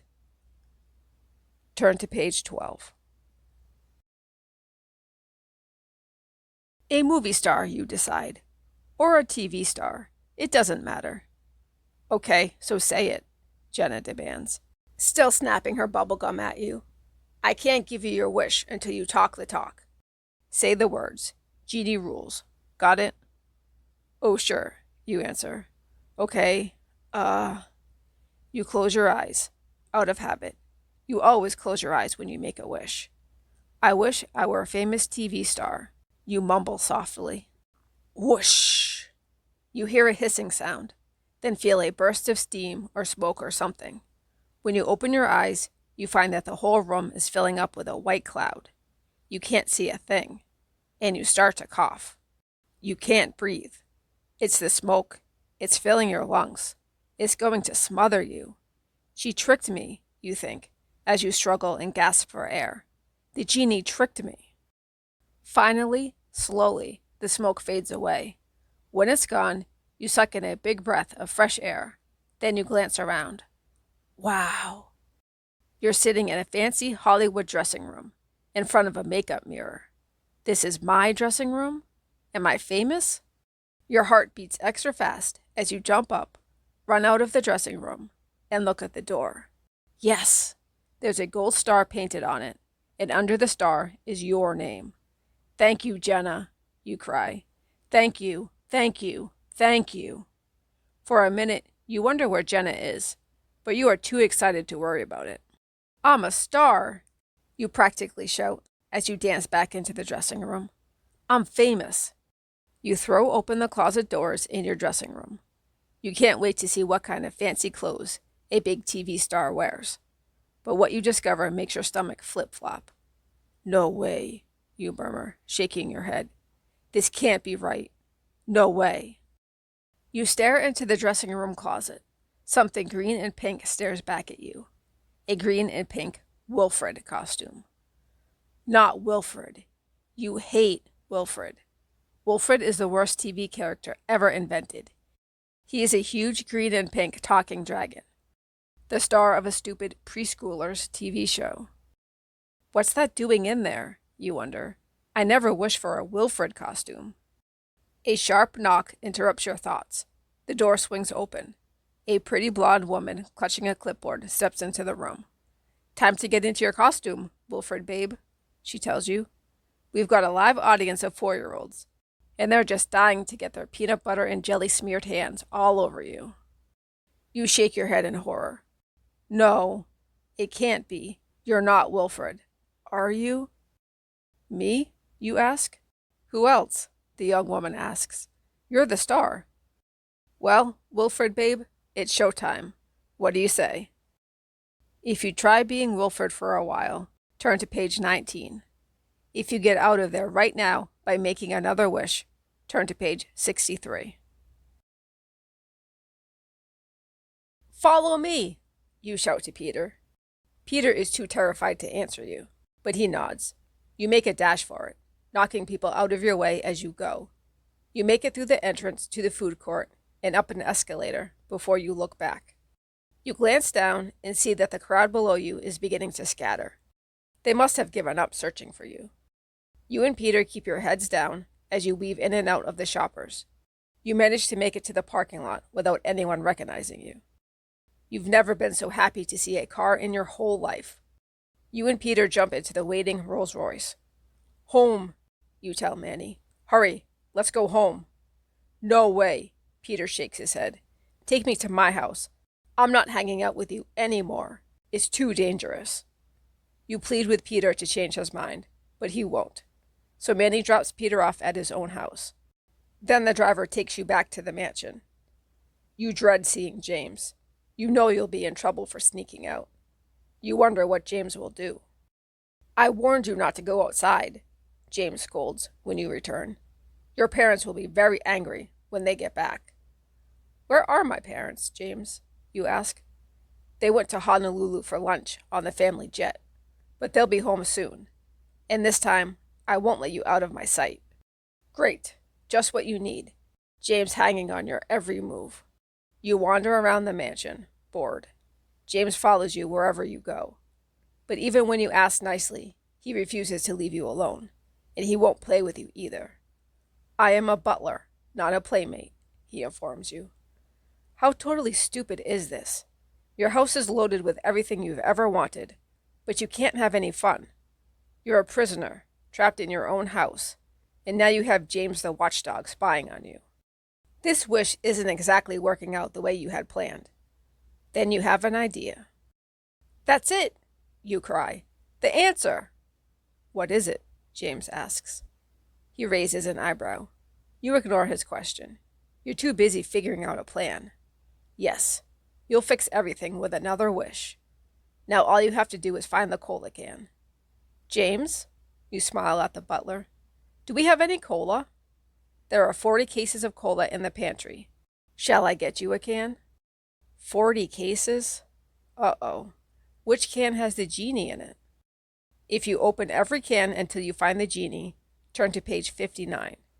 If you order James to do it for you, and go check out the big screen TV instead, turn to page 8.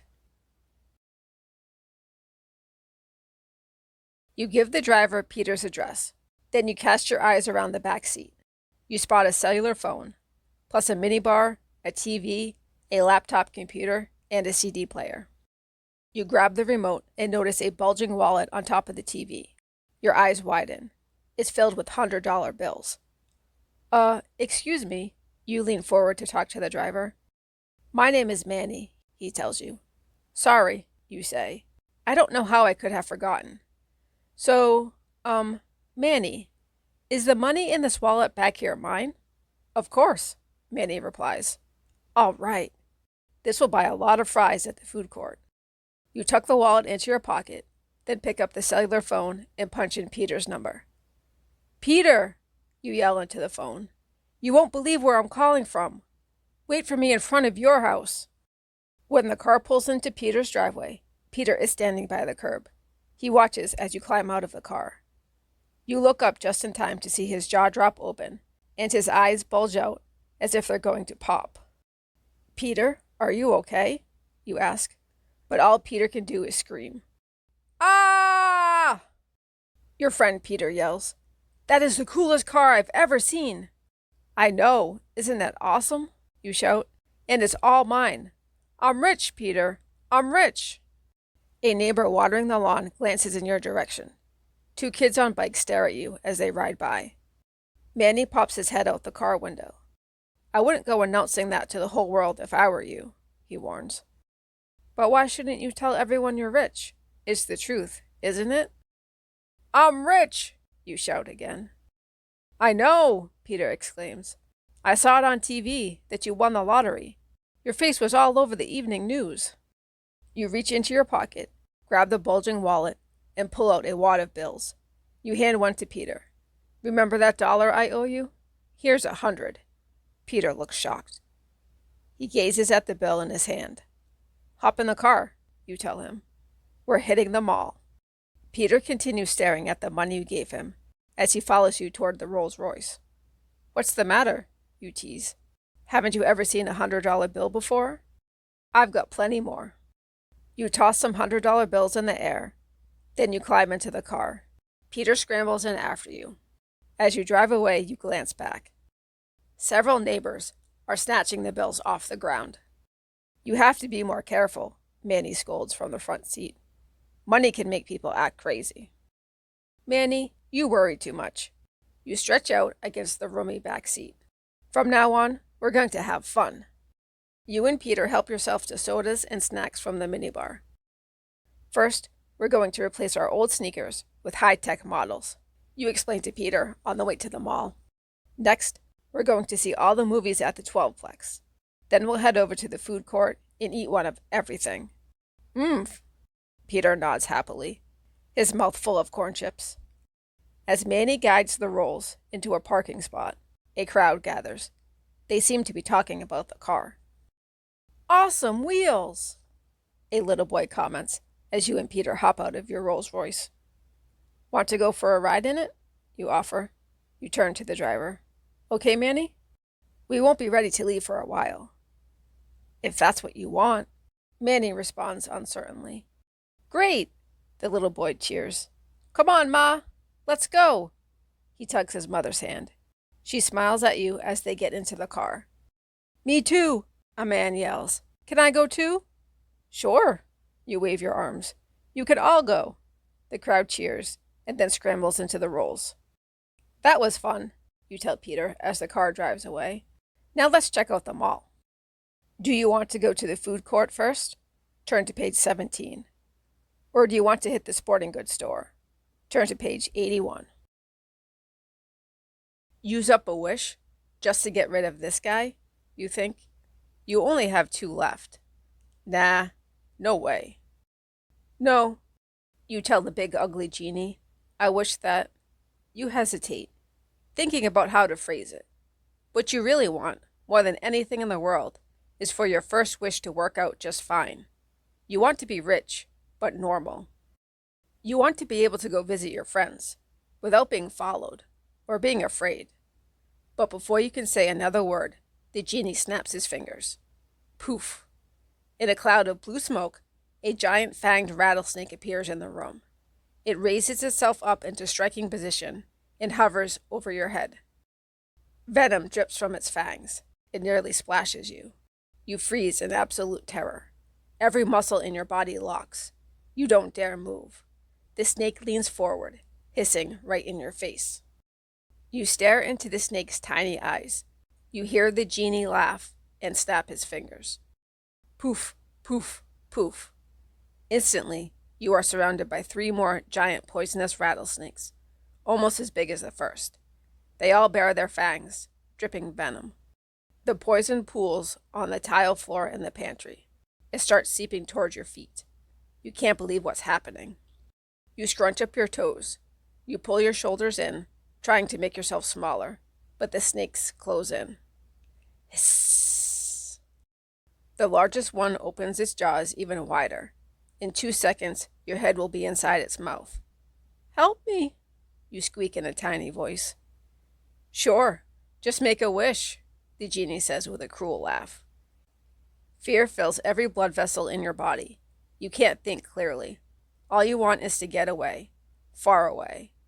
I wish I were any place but here," you cry, still frozen to your spot. Poof.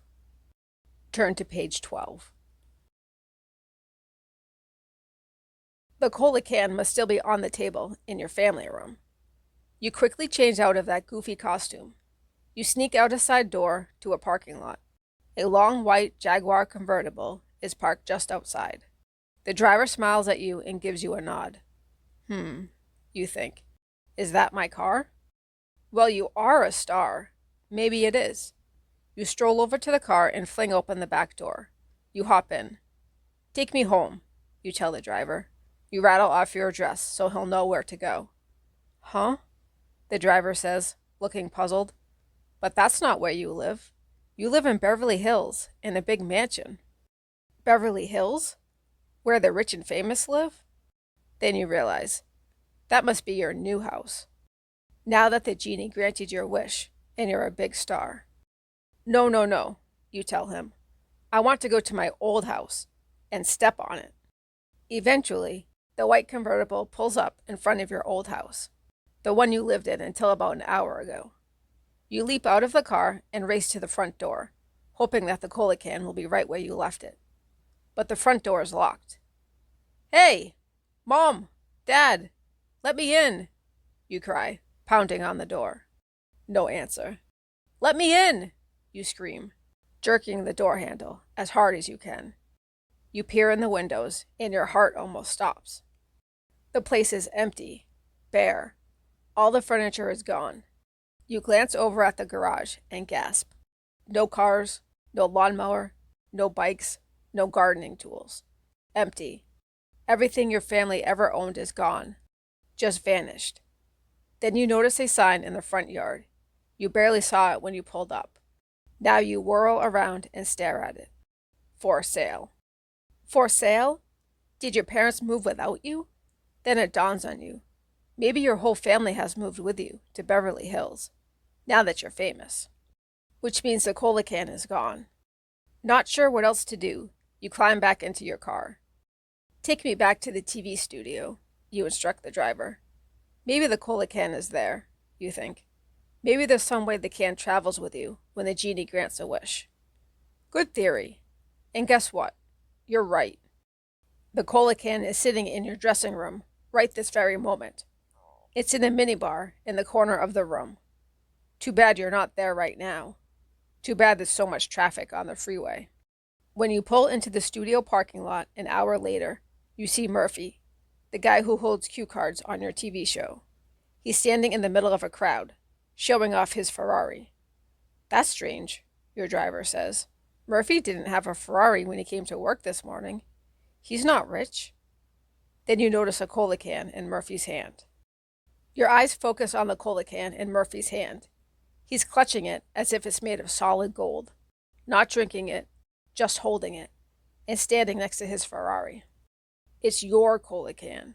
You just know it. "Hey!" you call from the convertible. "That's my cola can!" But the minute Murphy sees you coming, he hops into the Ferrari and speeds off. Looks like your wishes just hit the road. And unless you want to squeeze back into that pink and green dragon costume, maybe you'd better do the same thing. The end. You are sick with terror, but you know that your only hope of survival may be to defeat this hideous beast. The only way out of mortal revenge is to win. And this rat-faced samurai looks like the guy to beat. The rat man advances toward you. He swings the swords in all four hands, twirling them in a figure-8 pattern. They slice through the air, making a swish-swooshing sound. You shudder. Those swords will slice right through you just as easily. You take your eyes off the rat man for just an instant. You glance around the abandoned warehouse, searching for a weapon. You need something to fight him with. But the warehouse is empty. All you see is a pile of crumbling bricks. The rat man opens his mouth in a disgusting hiss. His razor-sharp teeth drip with foam. His eyes glow red. You've got to do something. Blood is pounding in your ears. Still he comes toward you, the blade slicing the air. Then he pounces. Ah! You let out a scream as the rat man leaps at you, sword swirling. You dive out of the way toward the pile of bricks. Oof. Pain shoots up your leg as you fall to the floor. The rat man is right behind you. He drops his swords and grabs at you with his forearms, sinking his teeth into your shin. Get off! You shriek. You kick at him with your other leg. Ow! No! You kick his snout over and over, but he's too strong. You reach your arm out and manage to grab one of the bricks lying nearby. You bring it down hard, right on the rat's snout. With a howl of pain, the rat man instantly releases you and leaps to his feet. You scurry behind the pile of bricks. The rat man snatches up the samurai swords again and heads your way. Get back! You yell. Get away, you slimy creep! The rat man's swords swirl so fast, they're just a silver blur. Desperate, you pick up another brick and hurl it. It hits him smack in the gut. Hard. Ow! The rat man cries. He drops his swords and doubles over in pain, clutching his stomach. His shoulders heave as if he's about to be sick. He opens his mouth and belches. Gross, you think. Then you notice that something shiny has popped out of his mouth. A cola can. Could it be your cola can? With a genie inside? You lunge forward, grab the can, and rip off the top. White smoke pours out, then forms itself into Jenna's shape. I wish, you start to say, but that's as far as you get. Yah! The rat man screeches. You look up and see his sword slicing through the air, right at your head. Hey, how'd he pick them up so fast? You didn't really think you could beat a ninja rat man, did you? The most horrifying warrior in all of mortal revenge? Oh well, better luck next game. The end. You can't just let your little sister scream, can you? Of course not. So you forget the cola can. You race through the dark house, down the hall, following the sound of her cries. Help! Stop it! You're scaring me! Kate screams over and over again. Kate's screaming is coming from the hall that leads to the kitchen. When you get there, a bunch of teenagers are crowded around, laughing and slapping each other high fives. Excuse me! Move it! Let me through! You shout, trying to be heard above the noise. Randy must have used another wish, you realize. Now there's a live rock band playing in her family room. Finally, the teenagers move aside enough for you to see Kate, cowering outside a closet door, crying. The minute she sees you, she runs up and throws her arms around your legs. They're scaring me! Kate shrieks, still sniffling. Who is? You ask her. Randy and these other guys. She whimpers. They keep hiding in the closets and then jumping out to scare me. You give Kate a pat on the head. Okay, you tell her. Take it easy. I'll put you back to bed. No! Kate whines, stamping her foot. I won't go. I won't go. They'll hide in the closet in my room, and when the lights are out, they'll scare me more. You know what I wish? Wish? Did she say the word wish? Uh-oh. I wish a monster would jump out of the closet and scare Randy. Right now, Kate says. Oh no, you think. Your stomach tightens into a million knots. You gaze at the closet door, which is still closed. Randy's friends are all laughing and making fun of Kate. But when Randy's eyes meet yours, he realizes what you've already figured out. Her wish is going to come true. Any second now. The closet door flies open. Ah! Kate screams, gripping your leg so hard you think your blood will stop flowing. Inside the closet, flinging its arms and legs wildly, is a huge metallic creature. Its silver skull is enormous. A long gray tongue darts out at you between terrible silver teeth. The tongue makes a sickening sucking sound. Randy's friends back away from the closet. They scream in such blood-curdling terror, you can't hear the band playing just a few feet away. "What is it?" a girl screams. "I don't know," Randy shouts back. "Whatever it is, it looks hideous and deadly. You're doomed." "Help!" Kate screams over and over again. "Help!" You want to help, but you're frozen in terror. Your eyes are glued to the monster. Its arms and legs flail, desperately trying to escape from the closet. Kate bolts out of the room. Randy's friends follow, stumbling and screaming. Still, you can't move. You can't tear your eyes away. The metallic monster's antennae waggle at you. Big drops of saliva roll off its tongue and splat onto the floor. "Gross," Randy moans. "Quick, wish it away." "You wish it away," you snap. "You've only got one wish left. You have to use it carefully." "I can't," Randy shrieks. "I've used mine up." Suddenly, the giant metallic insect punches one long, wiry leg through the wall. A sharp pincer claw on the end of its leg reaches out toward Randy. It grabs his arm. "What are you waiting for?" Randy screams. "Wish it away." "No, wait." Jenna suddenly rushes up to you. "Are you sure you want to do that? Are you sure you want to get rid of the huge monster insect? The monster that has your brother gripped in its enormous claws?" "You better believe it." "Why not?" you demand. "Why shouldn't I wish the bug away?" "Because your real mom is inside that cola can," Jenna whispers. "And if you don't find that can and wish her out of it, you'll never get rid of me." "Can't you wish to switch places with my mom?" you ask hopefully. Jenna shakes her head, rattling her earrings. "I don't get to make wishes myself," she explains. "I only grant them." Okay. You try not to panic. "How about if I wish for her to come back and for you to go away?" "Couple of problems, kiddo." She snaps her gum at you. 1, you'd still have that bug on your hands. And 2, I can't get back into that cola can if I don't have it. "Wish!" Randy screams as the bug pulls him closer. "Wish away the monster!" What are you going to do?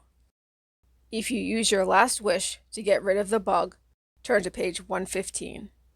If you go to find the cola can first, turn to page 119. You've got to get rid of that monster. "I wish the metal insect will go away forever and never come back," you shout. Then you close your eyes and hope that you've said the wish right, because sometimes Jenna makes your wishes turn out all wrong. When you open your eyes, everything is quiet. You glance at the closet. It's empty. The metallic insect thing is gone. Kate comes up behind you. She's smiling. "Thank you, thank you, thank you," she cries, giving you a big hug. "You are the best. I wish I had 100 more brothers and sisters just like you." Uh-oh. Did she just say what you think she said? Did she just make another wish? Yup, and your wishes are all gone. Suddenly, the house is overflowing with kids, and they all look exactly like you. Oh well, at least now you'll have some help when Randy decides to pick on you. You outnumber him 100 to 1. The end. I can't do it, you think. I can't use up my last wish. If you do, you'll never be able to get rid of Jenna and get your mom back. And you're sure that getting rid of the genie is the most important thing in the world. "I wish it," Kate screams behind you. She has crept back into the hall. "I wish the monster would get out of here. Right now." Whoosh. The world seems to spin, just for an instant. Then everything is so quiet, you can hear the hum of the stereo amplifier in the family room. No music is playing. There's just a steady hiss as electricity buzzes through the amp and speakers into the room. The monster is gone. "Way to go, Kate," you cheer, ruffling her hair. "You got rid of it. Good girl." Yeah, Randy says weakly. Good job, Kate. He rubs his arm where the monster had gripped him. That's when you hear it. Outside. The sucking noise. The shrill, high-pitched whining and clicking sounds. The screams. You rush to the window to see what's going on outside. Yow! You fly backward as a pane of glass explodes. A long metallic leg with a metal pincer claw shoots into the house through the broken window. You scream. Randy screams. Kate screams. Make it go away! From the front yard, you hear Randy's friends shouting and yelling too. The horrible metallic insect lifts itself up over the windowsill. It lets out a shrill cry, then it lands on your family room floor. Your eyes grow huge and your heart pounds horribly. Randy has backed up against a wall. Kate collapses to the ground. Why didn't it go away? Kate wails. I wished it would go away. You realize what happened. Kate didn't wish carefully enough. It went away all right, away to your front lawn, and now it's back. We've got to do something, Randy shouts. No kidding. The enormous metal monster crawls further into the room. Its antennae wave as if it's searching for prey. Then its head slowly turns your way. It seems to have found what it was looking for. You. You feel along the wall, desperate to find a weapon. Anything you can use to defend yourself. Your fingers touch a baseball bat, leaning against the doorway. Luckily, Randy never puts his things away. The monster creeps closer. Closer. If you bash the giant insect with a baseball bat, turn to page 46. If you try to escape by running outside, turn to page 129. The warty genie breathes in your face again. Yuck. Your stomach clenches from the smell. It's so gross. And so are his teeth. They're not just green and slimy. They're covered with moss. He's right, you think. You do wish you never met him. You back away from the huge genie. Yeah, okay, you tell him. I wish I never met you. The genie throws back his head and roars with laughter. Good, he shouts. He opens his arms wide, then brings his hands together fast. When his palms touch, the force of his clap shakes everything in the pantry. Cans tumble off the shelves, dropping near your feet. Boxes of cereal begin to fall on your shoulders, your head. Then suddenly, you feel yourself being lifted off the ground. Your body tumbles in the air, over and over, as if you were being tossed and turned in a giant clothes dryer. Finally, you drop to the floor with a thud. You glance around. Hey, what? Why? Why are you back in your old house? Where's the mansion? Then you remember your wish. You wish that you never met the warty genie. So he sent you back in time. To before you even met Jenna. Before you wished you were rich. Back to your old life. The life of a regular kid, not a millionaire. No fair, you think. I didn't wish for that. But then an idea hits you. Does that mean the cola can is still here? Maybe you can start all over. Make 3 new wishes. And this time, you'll get them right. You race into the kitchen and yank open the refrigerator door. No cola. The fridge is empty, except for milk. Mom, you call out. Do we have any cola? No, she answers. Your brother just took the last one. You hear a familiar psst. Hope you'd been nice to your brother lately, because your chance to make wishes has just come to an end. A wooden baseball bat is no weapon against a metal monster, you decide. Kate has managed to climb out the broken window. Randy is throwing everything he can at the insect. Books, games, sneakers, anything. But still the monster comes toward you. Time to make a run for it. You dash out the front door. You hear the metal claws opening and closing wildly behind you. You know what you have to do. You have to find that cola can. Fast. The metallic insect sticks its head out the window. It's looking for you. It crawls back out the window after you. Stay away from me, you creep, you yell at the metal bug. You dash toward a group of Randy's friends who are all standing in the street. gawking from a safe distance. Listen, everyone, you pant as you rush up to them. Did anybody take a can of cola from the family room? I need it back, really bad. They stare at you as if you are crazy. A short girl shakes her head. A giant metal bug rampages through your house, and you're worried about a beverage? She demands. Besides, a guy in ripped jeans adds, it was a party. Everyone grabbed sodas. I know, you answer quickly. But I need a certain can. A special one. It was on the coffee table. They obviously think you're nuts. Behind you, the insect crawls closer. Please, you beg. It's important. Finally, a guy in an orange t-shirt reaches into his jacket pocket and pulls something out. Is this it? He asks with a shrug. I was going to drink it later. You grab the cola can from the guy. Is it the right one? You have no way to know. Thanks, you tell the guy. You clutch the cola can tightly. You dart around to the back of the house and dash inside. The bug doesn't follow. Yet. Jenna, you call. Jenna, where are you? What's going on?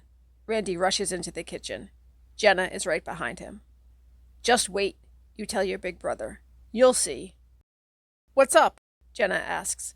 Then she spots the can in your hand. You got it! That's the one! You got it! You let out a long sigh of relief. You have the right cola can. Okay, give it to me, Jenna orders. I've got to hold the can to get back inside. Then you can wish that you never met me, and everything will be all right. But what about the monster? You cry. That thing is headed this way. It will eat us all. Don't worry, Jenna says. Trust me. Trust her? Are you sure that's the right wish? You demand. Jenna just shrugs. The back door splinters into pieces. The monster. Okay, you cry. I wish I never met you, Jenna. For an instant, the world is dark, spinning. Finally, everything is still. You open your eyes and find your mother standing beside you. Your regular mom. Except you notice she's wearing funny clothes. You glance down. So are you. You gaze at your mother again. You realize her clothing resembles the costumes worn in the Thanksgiving pageant at your school. She looks just like a pilgrim. Uh-oh. Excuse me, you begin uncertainly. What's your name? She laughs. You know my name, silly. It's Lavinia. Lavinia? That's the name of your great-great-great-great-grandmother. Jenna granted your wish all right. She sent you back to a time before you ever met her. Way before. And that was your last wish. So this story comes to an old-fashioned end. Ignore the tiger? No way, you think. How could you possibly ignore a huge, man-eating beast whose powerful jaws are just inches from your head? You turn and run. Run for your life. Feet pounding, legs pumping, and hope that the hungry beast won't catch you. Mistake. Big mistake. Here's how fast an average kid your age can run. 4.8 miles per hour. Here's how fast a tiger can run. 30 miles per hour. Get it? Also, the basic rule of the jungle is never run. Running always makes a wild animal think about chasing you, which is exactly what happens. You run, the tiger chases you. You become a tasty little tiger treat, which happens to be exactly what the tiger was wishing for. At least something got its wish. The end.